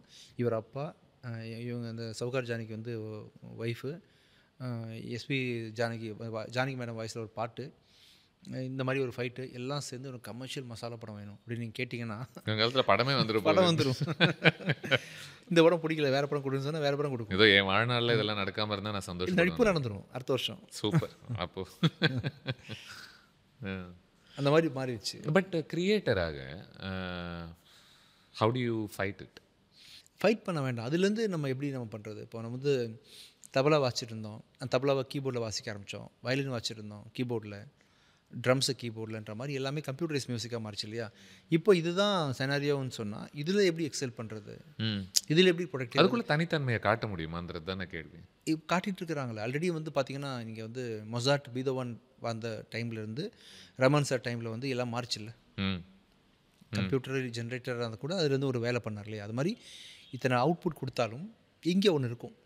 ஏன்னா நீங்கள் சொல்கிறத பார்க்கும்போது அது அந்த எக்ஸ்ட்ரீம் போகும்போது இதை கூட நம்ம சில வார்த்தைகள் நம்ம போடுறோம், ஒர்க் அது கொடுத்துருது அப்படின்ற இதை ஹேண்டில் பண்ணுறதுக்கு டேரக்டர்ஸ் டைம் இருக்காதுல்ல. இத்தனை டேரக்டர் வந்து சாட்ஜிபிட்டியில் பேசி லிரிக்ஸ் எழுதி இது வந்து வேறு பேட்டர்னாக மாறும். இதுக்கு ஒரு கம்போசர் தேவை. சார் இந்த சாங் வேண்டாம், இந்த மூடுக்கு செட் ஆகாது, இதுலேருந்து ஐடியா எடுத்துக்கிறேன் சார், நான் லிரிக்ஸ் நான் மாற்றி கொடுத்துட்றேன், இது வரைக்கும் இந்த சாங் வச்சுக்கலாம், அப்புறம் அதை மிக்ஸ் பண்ணலான்னு சொல்லலாம், இல்லை ஒரிஜினலாக கூட கம்போஸ் பண்ணலாம். ஒவ்வொரு டிபார்ட்மெண்ட்டுக்கு ஹெட் இருக்கிற மாதிரி ஏஐக்கு ஒரு ஹெட் வச்சுட்டு இந்த ஏஐக்குன்னு இல்லை, ஓவரால் இதை சென்சிபிலிட்டியோட யூஸ் பண்ணுறதுக்கு ஒரு ஆள் வேணும்ல. இதை கண்டிப்பாக ப்ளஸ் எடிட்டிங்கில் வந்து எவ்வளோ ஏஐ வந்தாலும் நீங்கள் பண்ணுற கட்டத்தை பண்ணாது. அதுவாக ஒன்று தரும். ஷூட் பண்ண ஃபுட்டேஜஸ் எடிட் பண்ணி நீங்கள் வந்து எமோஷன் க்ரியேட் பண்ணுறதுக்கு வந்து எடிட்டிங் பண்ணி தான் ஆகணும். சூப்பர். அப்பாடா. இல்லை வரதான் இருக்கும். அது ஏஐயை வந்து நீங்கள் கரெக்டாக யூஸ் பண்ணி ஒரு டெலிவரி பண்ணுறதுக்கு கற்றுக்கிட்டிங்கன்னா அந்த விஷயத்தை நீங்கள் அச்சீவ் பண்ணிக்கலாம். நீங்கள் இன்செப்ஷன் படம் பார்த்துருக்கீங்களா? பார்த்துருக்கேன். அதில் ஒரு சொல்லுவாங்க, அந்த ஒய்ஃபை வந்து அவன் கனவுல ரீக்ரியேட் பண்ணிடுவான். பண்ண பிறகு அவன் சொல்லுவான், என்ன தான் நான் உருவாக்குனாலும் என் மைண்டில் இருந்து அவங்கள நிஜத்தில் அவங்க இருந்ததனுடைய பிழைகளும் அழகும் எல்லாம் சேர்ந்து அந்த உருவம் எனக்கு வரமாட்டேங்குது. அது ஒரு மாதிரி என்னுடைய மைண்டில் எப்படி பார்த்தோன்னா அப்படி தான் அது எனக்கு பத்த மாட்டேங்குது அப்படின்னு சொல்லுவாங்க. இன்னவே எனக்கு ஓரளவுக்கு நீங்கள் சொல்கிற இந்த சில ஒர்க் வந்து அதில் இருக்குது. பட் அந்த மனுஷன் செய்யும்போது தான் அதுக்குள்ளே இருக்க ஒரு சென்சிட்டிவிட்டி, ஒரு பிழை, ஒரு இதுக்கப்புறம் வந்து ஹேண்ட்மேடுன்னு ஒன்று வரும். எனக்கு வந்து ஹேண்ட்மேட் பற்றி எனக்கு பெருசாக தெரியாது. சிலர் சொல்லுவாங்கள்ல, சார் இது வந்து ஹேண்ட்மேட் வாட்ச் தான். நம்ம வாட்ச்சு போடா அப்புறம் ஹேண்ட்மேடாக இருந்தாலும் என்ன வாட்சாக இருந்தாலும் இதில் வந்து ஒரு சொல்கிற கூட்டம் ஒன்று இருக்குது ஆக்சுவலாக. புரியுது. என்னதான் இருந்தாலும் செந்தூர பூவை மாதிரி அவுட்புட் வந்து ஏஐ கொடுக்குமான்னு தெரியல. இப்போ தான் ராஜா சார் மியூசிக்கான டிமாண்டு திருப்பி வரும். தபலா சோல்ஃபுல் கூடகு மலை காற்றில் வரும் அந்த பாட்டு இருக்கு இல்லையா, கரகாட்டகரப்பா பாட்டு, அந்த மாதிரி ரியல் வாய்ஸு இவ்வளோ தூரம் மேட்ச் பண்ணி ஏஐ கொடுக்குமான்னு தெரியல. ஆனால் கொடுக்கும். Certain composers certain kind of மூவிஸ்க்கு வந்து அது ஹெல்ப் பண்ணலாம். சில படத்துக்கு வந்து இந்த மாதிரி மேன்மேட் மியூசிக் உள்ளே வரும்போது இதுவே புதுசாகி அந்த படத்தை ஓட்டலாம். நம்ம எப்படி அது நல்லா இருக்கு. ஆமாம், நம்ம எப்படி ஹேண்டில் பண்ணுறோன்றது தான் நம்ம கண்ட்ரோலில் தான் இருக்குது எல்லாமே. இருக்கிற வரைக்கும் நல்லது. உங்களுக்கு அப்ரோச் பண்ணுறாங்களா பல கதைகள்லாம் வச்சுட்டு, அதில் do you sometimes feel like ஐயோ எனக்கு பயங்கரமாக பிடிச்சிருக்கு ஆனால் நான் சத்தியமாக பண்ண மாட்டேன் அப்படின்ற மாதிரி? பிடிச்சிருந்தா நான் பண்ணிடுவேன். அப்படியா? ஆமாம், முடிவோடு இருக்கேன். இப்போ ஆனால் இப்போ அதுக்குன்னு உங்களுக்கு ஒரு நீங்கள் சொல்கிறீங்கல்ல, நான் இந்த அளவுக்கு தான் எக்ஸ்பிரஸ் இல்லை, நான் இப்போ என்ன முடிவு பண்ணிட்டேன், நான் வந்து என்ன ஒரு ஆக்டராகவே பார்க்கலையே. ஓகே, டே ஒன்லேருந்து நல்ல கண்டென்ட் கொடுக்கக்கூடிய ஒரு மனிதர். பிச்சைக்காரன் அப்படின்ற கதை வந்து ஆரம்பத்தில் யாரும் பண்ணலை. நான் பிச்சைக்காரன் பண்ணிட்டேன் ஆக்சுவலாக. ஸோ நான் ஆக்டராக இருந்ததுனால தான் பிச்சைக்காரன் பண்ண முடிஞ்சது. ஸோ நான் ப்ரொடியூசராக இருக்கிறதுனால தான் பிச்சைக்காரன் நடந்துச்சு அந்த டைமில். ஆமாம். ஸோ இப்போ நான் என் மூலமாக நல்ல நல்ல நல்ல விஷயம் நடக்கிறதுக்கு அத்தாரிட்டியாக இருக்கேன் இப்போதைக்கு. அப்படின்னும் போது நான் நடிக்கணும்னு அவசியம் இல்லை, நான் ப்ரொடியூஸ் பண்ணி கூட எனக்கு இந்த இப்போ உங்களை பிளானில் அதுவும் நடக்குது. ஆமாம், ப்ரொடக்ஷன் பண்ணி நான் வந்து மற்றவங்களை வச்சு கூட பண்ணலான்னு பிளான் இருக்கு எனக்கு. இப்போ நம்புகிறாங்கல்ல, இது தொடர்ந்து நிறைய படங்கள் பண்ணதுக்கு அப்புறமா அவர் ஒரு கதை ஓகே பண்ணியிருக்கிறாரு, நல்லா தான் இருக்குன்னு சொல்லிட்டு ஓரளவுக்கு நம்பிக்கை வரும்னு நினைக்கிறேன். நெக்ஸ்ட் இயர் வந்து நிறைய ப்ரொடக்ஷன் பண்ணலான்ற பிளான். இந்த பிளான் வந்து இது ஒரு பொருளாதார முடிவா இல்லை இந்த மாதிரி படங்கள் எடுக்கணுன்ற ஒரு இடத்துலேருந்து வரக்கூடிய ஒரு முடிவா? இல்லை, சும்மா உட்காந்துருக்கோம் படம் பண்ணுவேன். இல்லைன்னா என்ன பண்ண போகிறேன்? ஒரு பையன் நான் தேடி வராப்புல, கதை சொல்கிறாப்புல, நல்லா இருக்கு தம்பி, சூப்பராக இருக்கு தம்பின்னு சொல்கிறேன். அப்புறம் பண்ணுங்க தம்பி அப்படின்னு சொல்லிட வேண்டியதான், அவ்வளோதான். தப்பு பண்ண மாட்டாங்கல்ல, எக்ஸ்பீரியன்ஸில் தெரியுது தப்பாகாதுன்னு, பண்ணிடலாமே. அது வந்து டிசாஸ்டர் ஆகும், லாஸ் ஆகும்னு தெரிஞ்சு பண்ண மாட்டேன். தப்பு பண்ணாது, நல்ல அவுட்புட்டாக வரும் அருவி மாதிரி அப்படின்னு தெரிஞ்சால் பண்ணுங்கன்னு சொல்லிட்டு பண்ணிடுவேன். அதுக்கு பின்னாடி ஒரு சின்ன ஒரு கால்குலேஷன் இருக்கும். டேமேஜ் ஆகாத அளவுக்கு ஒரு பிளான் பண்ணிட்டு பண்ணலான் இருக்கேன். ஆக்சுவலாக நிறைய அவுட்புட்டுக்கு நிறைய டேலண்ட்ஸ் இருக்காங்க, நிறைய திறமைசாலிங்க இருக்காங்க. ஒன்லி என்னை மட்டும் வச்சு நான் பண்ணுறதா இருந்தால் நிறைய பண்ண முடியாது. ஸோ கொஞ்சம் நிறைய படங்கள் பண்ணுறதுக்காக ஓப்பனாக இருக்கேன் இப்போ தான். லவ்லி. உங்கள்கிட்ட எனக்கு பிடிச்ச ஒரு பல விஷயங்களில் ஒன்று, உங்களை நீங்கள் நல்லா புரிஞ்சு வச்சுருக்கீங்கன்னு நினைக்கிறேன். அண்ட் அது ரொம்ப சுலபமான ஒரு விஷயம் இல்லைன்னு நான் நினைக்கிறேன். ஏன்னா இன்றைக்கி தேதிக்கு பல பேருக்கு உலகம்லாம் பயங்கரமாக தெரியும், சுற்றி இருக்கிற எல்லாரையும் நல்லா தெரியும், ஆனால் அவங்களுக்கே உண்மையில் தெரியுமான்னா அதுதான் அங்கே தான். So you are very aware of your strengths, your limitations. இது எங்கேருந்து வந்துச்சு? இது எப்பவுமே அப்படி தானே? இல்லை, நமக்கு தெரியும், அது எப்படின்னு தெரியல. தன்னைத்தான் அறிதல் இல்லாமல் அது உண்மைதான். அது ஆக்சுவலாக அது தெரியும், நம்ம லிமிட்டேஷன் தெரியலையே, எப்படி எங்கேருந்து வந்துச்சுன்னு தெரியல எனக்கு. அந்த விஷயம் எனக்கு தெரியும், அதுதான் அது என்னென்னு தெரிஞ்சதுன்னா பல பேருக்கு பயன்படும் நினைக்கிறேன். ஆமாம், கண்டிப்பாக. பட் இதெல்லாம் இருந்து கூட இல்லை, உங்களுக்குன்ற ஒரு ஸ்பேஸை நீங்கள் உருவாக்கிக்கிட்டு இருக்கீங்க. நடிப்பிலையாக இருக்கட்டும், இல்லை அதுக்கு முன்னாடி நீங்கள் கம்போசிங் பண்ணும்போதாக இருக்கட்டும். நீங்கள் இப்போ கம்போசராக விஜய் ஆண்டனி இஸ் திஸ், ஆக்டராக விஜய் ஆண்டனி இஸ் திஸ் அப்படின்ற ஒரு ஸ்பேஸ் இருக்குல்ல, அதை இன்னும் விரிவாக்கணும், அதை இன்னும் பெருசாக்கணும், மாற்றணும் அப்படின்ற ஒரு சென்ஸில் நீங்கள் நிற்க வந்துருக்கீங்களா? ஏன்னா இல்லை, நான் என்னை பற்றி யோசிக்கிறத விட்டேன். ஆக்டர் விஜய் ஆண்டனியை பற்றியும் ஆக்டர் மியூசிக் கம்போசர் விஜய் ஆண்டனியை பற்றியும் எனக்கு பெருசாக பிளான்ஸ் எதுவும் இல்லை. ஓகே, எனக்கு யாராவது தேவைப்படுதுன்னு ஃபீல் பண்ணாங்கன்னா அந்த ஸ்கிரிப்டில் போயிட்டு ஜஸ்டிஸ். பட் அந்த இடத்துல நீங்கள் உங்கள் இயல்போட இருக்கீங்க. அது பண்ணிட்டு போகணுன்ற ஐடியா இருக்குது. நான் வந்து இப்போதைக்கு நான் ரீசெண்டாக எடுத்த முடிவு வந்து ப்ரொடியூசர் விஜய் ஆண்டனியாக நிறைய கண்டென்ட் வந்து டெலிவரி பண்ணணும், நிறைய டேலண்ட்டை ஊக்குவிக்கணும். நிறைய மெஜாரிட்டி ஆஃப் த படங்கள் வந்து பார்த்திங்கன்னா நல்ல கதைகளாக தான் சொல்லப்படுது. ஆனால் வந்து அவங்களுக்கு தேவையான சத்து கொடுக்காம, சாப்பாடு கொடுக்காம அந்த ப்ராஜெக்ட் செத்துடுது. சம்டைம்ஸ் ஒரு ப்ராஜெக்டை சரியாக எடுக்கணும், அதுக்கு ப்ரொடியூசராக வந்து சரியாக சப்போர்ட் பண்ணி என்னால் நிறைய விஷயம் பண்ண முடியும்னு தோணுது. இந்த இன்டர்வியூஸ் இதெல்லாம் பார்க்கும்போதில்ல, பல பேர் ரொம்ப ஒரு கொடூரமான ஒரு காட்சி மாதிரி காமிக்கிறாங்க இந்த ப்ரொடியூசருடைய ஒரு வாழ்க்கை அப்படின்றது. ரொம்ப கஷ்டம், இன்றைக்கி தேதிக்கு ரொம்ப ரொம்ப கஷ்டமாக இருக்கிற ஒரு சூழல் அப்படின்னு சொல்கிறாங்க. 1-2 பேர் இதோட நான் பண்ண போகிறது இல்லைன்றும் சொல்லியிருக்கு. இந்த ஒரு சூழலில் நீங்கள் வாட் யூ சி ஆஸ் இதில் ஒரு ஆப்டிமிஸ்டிக் ஸ்பேஸாக நீங்கள் பார்க்கறதுக்கான ஒரு காரணம்? ஆர்ட் எப்போவுமே உங்களை காப்பாற்றிடும். அதுக்கு ஒரு மேக்ஸ் இருக்கு இல்லையா, அப்போது இந்த பொருள் இவ்வளோக்காவது போயிடும், லாஸ் வந்தால் இவ்வளோ தூரம் லாஸ் ஆகும், இதுதான் ஸ்கிரிப்டு அப்படின்னு ஓரளவுக்கு பண்ணும் பொழுது. ப்ளஸ் வந்து ஒவ்வொரு படத்துக்குமான மேக்ஸ் பார்க்கக்கூடாது நீங்கள். ஆக்சுவலி கம்பெனின்னு ஆகிட்டிங்கன்னு சொன்னால் ஆனுவலி தான் நீங்கள் டேர்ன் ஓவர் பார்ப்பீங்க, இன்கம் டேக்ஸ் கட்டும்போது தான். அது மாதிரி ஒரு வருஷத்துக்கு 4 படம் எடுக்கிறோம், 4 வந்து 2 இப்படி இவ்வளோ லாஸ் ஆக வாய்ப்புகள் இருக்குது, 2 இவ்வளோ வர வாய்ப்புகள் இருக்குதுன்னு சொல்லிட்டு ஓவராலாக ஸ்ட்ரக்சர் போட்டு பார்த்து ரெகுலராக பண்ண ஆரம்பிச்சிட்டிங்கன்னா உங்களுக்கு ப்ராப்ளம் வராது. ரொம்ப ரேராக படம் பண்ணால் தான் பிரச்சனை வரும். ஓகே. இப்போ படம் பண்ணுற ஃப்ரீக்வன்சி நீங்கள் இன்க்ரீஸ் பண்ணிட்டீங்கன்னா உங்கள் கம்பெனி வந்து நிறுவனம் ஆயிரும். இப்போ நான் சொல்கிறது உங்களுக்கு புரியுதான்னு தெரியல. இப்போ நம்ம தினைக்கும் ஆஃபீஸ் போகிறோம், ஆஃபீஸில் ஒரு பிஸ்னஸ் இருக்குது, ரெகுலராக எம்ப்ளாயிஸ் வந்துட்டு போகிறாங்க அப்படின்ற மாதிரி வந்து சினிமா ஃபங்க்ஷன் ஆகிறதில்ல. ஒரு 3 வருஷத்துக்கு ஒரு படம் பண்ணுறது அப்படின்னும் போது அவங்க புதுசாக 3 வருஷத்துக்கு ஒரு தடவை தான் ஒருத்தர் அசம்பிள் பண்ணுறாங்க அந்த மொத்த பிரச்சனை கம்பெனிக்கு. ஆமாம், அந்த கம்பெனிக்குள்ளே அந்த 3 வருஷத்துக்கு ஒரு தடவை தான் ஒருத்தர் மேனேஜர் வராரு, ப்ரொடக்ஷன் மேனேஜர் வராரு, இபி வராங்க, அப்புறம் 3 வருஷம் கழிச்சு அசம்பிள் ஆகிறாங்க. இப்போ நம்ம வந்து அது ஃப்ரீக்வன்சி அதிகப்படுத்திட்டோம்னு சொன்னால் நம்ம இபி, நம்ம ப்ரொடக்ஷன் மேனேஜர், நம்ம ப்ராப்பரான ஒரு கார்பரேஷன் ரெகுலராக வந்து படம் பண்ணிட்டே இருப்பாங்க, அந்த கம்பெனியோட டச்லேயே இருப்பாங்க. ரெகுலராக அவங்களுக்கு ஒர்க் இருக்குன்றதுனால ஃபோக்கஸ் எங்கேயும் வெளியே போகாது, ரெகுலராக சம்பளம் கொடுக்கணும் அப்படின்ற மாதிரி சில விஷயங்களில் வந்து ரெகுலரைஸ் பண்ணிட்டீங்கன்னு சொன்னால் படத்தை வந்து பிஸ்னஸ் மாதிரி கரெக்டாக ஹேண்டில் பண்ணிட்டீங்கன்னா மோஸ்ட்லி பிரச்சனை வராதுன்னு நம்புகிறேன். Nice nice. இல்லை அப்படியே நடக்கட்டும். நீங்கள் சொன்னீங்கல்ல, இப்போ நான் ஆக்டர் விஜய் ஆண்டனி எல்லாம் என்ன பார்த்துக்கிறது கிடையாது, அந்தந்த படம் பார்க்குறேன், அதுக்கு ஏற்ற மாதிரி நான் பண்ணுறேன்னு. அப்படி இருந்தும் கூட இன் டர்ம்ஸ் ஆஃப் லுக்ஸ் வந்து நீங்கள் எல்லா படங்கள்லையும் ஓரளவுக்கு ஒரே மாதிரி தான் இருக்கீங்க இல்லையா?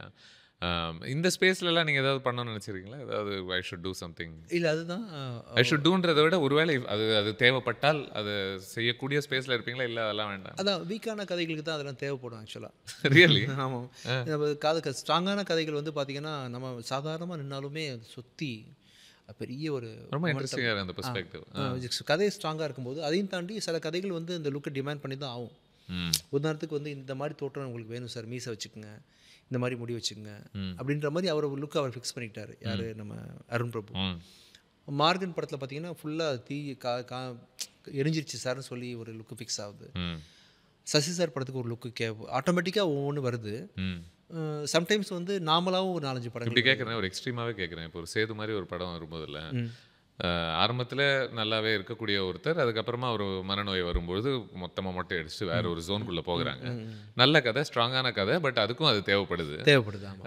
இப்போ அந்த மாதிரி ஒரு ஸ்பேஸ் அப்படி பண்ணும்போது கண்டிப்பாக பண்ணி தான் ஆகணும். கதை டிமாண்ட் பண்ணுது. அண்ட் அதுக்கு நீங்கள் ஓப்பனாக தான். ஆமாம், கதையில் மொட்டை அடிக்கிற சீன் இருக்குன்னா பண்ணி தானே ஆகணும். அந்த கதை அந்த அளவுக்கு நம்மளை இழுத்துருச்சு, பண்ணணும்னு தோணிச்சுன்னு சொன்னால் ஒரு படத்துக்கு நான் பண்ணுறேனே. அப்படியா?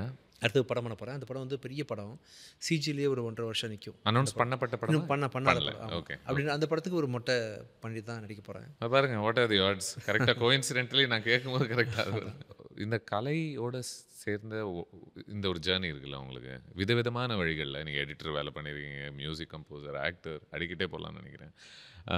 இந்த what does it give you? அடையாளம், அன்பு. சின்ன வயசில் நான் வந்து ரொம்ப கஷ்டப்பட்டு தான் வந்தேன். கஷ்டம்னா ஒன்றும் இல்லை, அடையாளம் இல்லை. அப்பா இல்லாமல் வளர்ந்துருக்கேன், அம்மாவை கஷ்டப்பட்டு வளர்த்துருக்குறாங்க. இவங்களெல்லாம் பெருமை சேர்க்குற மாதிரி வேலையை பண்ணணும் அப்படின்னா என்ன பண்ணணும்? சம்பாதிக்கணும். சம்பாதிக்கிறதுக்கு நமக்கு பெரிய படிப்பறிவு கிடையாது. படிச்சிருந்தால் நான் டாக்டர் ஆகிருப்பேன், இன்ஜினியர் ஆகிருப்பேன். அப்போ வந்து என்ன பண்ணலாம்? ஈஸியாக ஊரில் உள்ளவங்கெல்லாம் இதெல்லாம் பண்ணலன்னா நான் சினிமா போகிறேன்னு தான் சொல்லுவாங்க. அது மாதிரி நானும் சொன்னேன். பண்ணி ஒரு அடையாளத்தை சம்பாதிச்சிட்டேன். ஆக்சுவலாக அடையாளம்னா விஜய் ஆண்டனி, இந்த மியூசிக் டைரக்டர். விஜய் ஆண்டனினா யார்? நம்ம பண்ணுற வேலை தானே. உங்கள் அடையாளம் உங்கள் வேலை தான், அதை தவிர்த்து எதுவுமே கிடையாது. உங்கள் வேலைக்கு மேலே தான் நீங்கள் நல்லவன் கெட்டவன் அதெல்லாம் வரும். வேலை இல்லாத யாருக்குமே அடையாளம்னு ஒன்று இல்லாமல் போயிடும். ஆக்சுவலாக உங்கள் அடையாளமே உங்கள் வேலை தான். அந்த அடையாளம் எனக்கு வந்து கொடுத்துச்சு. அப்புறம் வந்து நடிக்கிறதன் மூலமாக பேக் டு பேக் மக்களோட அன்பு அது அதிகம். அப்படின்னா உங்களுக்கு கண்டிப்பாக ஒரு வேலை செய்யாமல் உங்களை நீங்கள் நினச்சி கூட பார்க்க முடியாதுன்னு நினைக்கிறேன்ல? இல்லை, அது இதெல்லாம் வந்து அடையாளம் கொடுக்குற வரைக்கும் தான் எனக்கு வந்துருச்சு. ஓகே. இதுக்கப்புறம் நான் தேடி போகிறதுக்கு எதுவுமே இல்லை, எனக்கு எல்லாமே கிடச்சிருச்சு. இப்போ சும்மா இருக்கிறேன், ஏதாவது ஒன்று செய்கிறேன், அவ்வளோதான். அந்த ஜோன் தான். புரியுது. இனிமேல் இலக்கு, கோலு, அச்சீவ்மெண்ட்டு, டார்கெட்டு அதெல்லாம் கிடையாது. இருக்கிறேன். கடைசியாக ஒரு பாசிட்டிவ் ஸ்பேஸில் ஒரு செட்பேக் அப்படின்ற ஒரு விஷயம் வந்து விதவிதமான வழிகளில் எல்லாருக்குமே வரும். அதிலிருந்து கான்ஸ்டண்ட்டாக மீண்டு வந்துக்கிட்டு இருக்கிற ஒருவராகத்தான் நீங்கள் தெரியுறீங்க உங்கள் வாழ்க்கையில் நீங்கள் பேசக்கூடிய விஷயங்கள்லாம் பார்க்கும்போது. வேற ஒன்று கேட்கும்போது எனக்கு அது எப்படி அந்த செல்ஃப் அவேர்னஸ் நம்ம பேசும்போது தெரில எனக்கு எப்படி வந்துச்சுன்னு சொன்னீங்க. இதுக்கு அப்படி சொல்லிடாதீங்க. மீண்டு வருவதுக்கு எதுலேயே இருந்தாலும் முக்கியமான ஒரு விஷயம் என்னவா பார்க்குறீங்க? எது தேவைன்னு நினைக்கிறீங்க ஒருத்தங்களுக்கு? எனக்கு வந்து என்னை வந்து ரொம்ப ஷேக் பண்ணக்கூடியது வந்து பர்சனல் விஷயங்கள் தான் தவிர பிஸ்னஸ் விஷயங்கள் கிடையாது. எவ்வளோ அப்ஸ் அண்ட் டவுன்ஸ் வேணாலும் பார்த்துக்கலாம் அப்படின்னு தான் நினைப்பேன். அதில் வந்து யாரும் வந்து கலங்க வேண்டாம். ப்ரமோஷன் கிடச்சிருச்சு, இல்லை லாஸ் ஆயிடுச்சு, போயிடுச்சு, வந்துச்சுன்னா அதனால் தனியாக எதிர்கொள்ளக்கூடிய கான்ஃபிடென்ஸ் வச்சுக்கோங்க. அது வந்து பெரிய மேட்ரு கிடையாது. பண்ணிட முடியும், எதை வேணால் சமாளிச்சிக்க முடியும். பர்சனல் விஷயங்களில் சில விஷயங்கள் வந்து பார்த்திங்கன்னா, குறிப்பாக சிலர் இல்லாமல் போகிறது அப்படின்றது இல்லாமல் போகிறதுன்னு நினைக்கக்கூடாது யாருமே. இப்படி யாரும் இல்லாமலாம் போயிடல, எல்லாம் இருக்கிற அவங்க கண்ணுக்கு தெரியல, அவ்வளோதான். அவங்களையும் நீங்கள் நினச்சி பார்த்துக்கிட்டு ப்ராசஸ் பண்ணிட்டு பேச முடியும், வாழ முடியும் ஸ்டில் அப்படின்ற ஒரு ப்ராசஸில் இழப்புன்றதே உங்களுக்கு இல்லாமல் போயிடும். ஸோ இழப்புன்னு எனக்கு இல்லை, அதான் சொல்ல வரேன் உங்களுக்கு. நான் வந்து ரொம்ப இன்னும் சந்தோஷமாக தான் இருக்கிறேன், பேசிட்டு தான் இருக்கிறேன்ற மாதிரி தான். என் மகள் குறித்து தான் நீங்கள் கேட்குறீங்கன்னு தெரியும். ஸ்பெசிஃபிக்காக இல்லை, பட் ஓகே. பட் அது வந்து எனக்கு வந்து நான் வந்து தினைக்கும் பேசிகிட்டு இருக்கிறேன், பழகிக்கிட்டு இருக்கிறேன், ஜாலியாக காமெடி பண்ணுவேன் வரும்போது அப்படின்ற மாதிரி. உண்மையாக நான் சொல்லும்போது ரொம்ப பயங்கரம் ஃபீல்லாம் பண்ணிடாதீங்க யாருமே. இல்லை, எனக்கு ரொம்ப அழகான ஒரு விஷயமாக தான் நான் அதை பார்க்குறேன். சோகமான ஒரு விஷயமா எனக்கு நம்ம ரொம்ப ஜாலியாக பேசிட்டு தான் வந்துட்டுருக்கிறேன்ற மாதிரி. அப்படி தான் என்னோடய லைஃப் போயிட்டுருக்கு. இழப்புன்னு ஒன்றுமே கிடையாது. இப்போ பிஸ்னஸ் விஷயத்தில் பார்த்தீங்கன்னா நிறைய இருக்குது. இன்றைக்கி சினிமாவே ரொம்ப ரொம்ப டஃப்பான சிச்சுவேஷனில் இருக்குதுன்னு தான் சொல்கிறாங்க. பட் இந்த டைமில் தான் நான் வந்து ஹை மொமெண்டமில் முடிவுகள் எடுத்திருக்கிறேன், பிளைண்டாக எடுத்திருக்கிறேன். நிறைய பேர் சொல்கிறாங்க, எனக்குமே விலகி நின்று பார்க்கும்பொழுது ஒன்று பண்ணியிருக்கே இல்லைடா அப்படின்னு தோணுது. ஆனால் இப்படி தான்டா நீ வந்த, திருநெல்வேலியிலேருந்து மியூசிக் பண்ணணும்னு சொல்லும்போது இப்படி தான் வந்த. அதே மாதிரி நடிக்கணும்னு முடிவு பண்ணும்போது ஆக்டராக இருந்து நான் வந்து முடிவு பண்ணது நீ தான் அந்த இன்னொரு முடிவு எடுத்திருக்கிற. இந்த டைமில் ஒரு 5 படம் 6 படம் ப்ரொடியூஸ் பண்ண நினைக்கிறேன், உன்கிட்ட காசும் இல்லை, இதுதான்டா நல்லா இருக்குடா பண்ணு அப்படின்னு சொல்கிற மாதிரி தான் தோணுது. பண்ணாமல் போனதில்லை இது வரைக்கும், இதையுமே பண்ணிடலாமே. அப்ரோச் கரெக்டாக இருக்குது, எல்லார்ட்டையும் உண்மை பேசி தான் பண்ணுறோம். ப்ளஸ் நடந்துடும், வேலை தானே, பண்ணிடலாம். நீங்கள் எடுத்த மற்ற தைரியமான முடிவுகள் போல இதுவும் வெற்றி பெற வேண்டும் என்று வாழ்த்துக்கள். Thank you. I wish you the very best with Shakti Thirumagan also. Thank you. ரொம்ப நன்றி இந்த conversation. Thank you.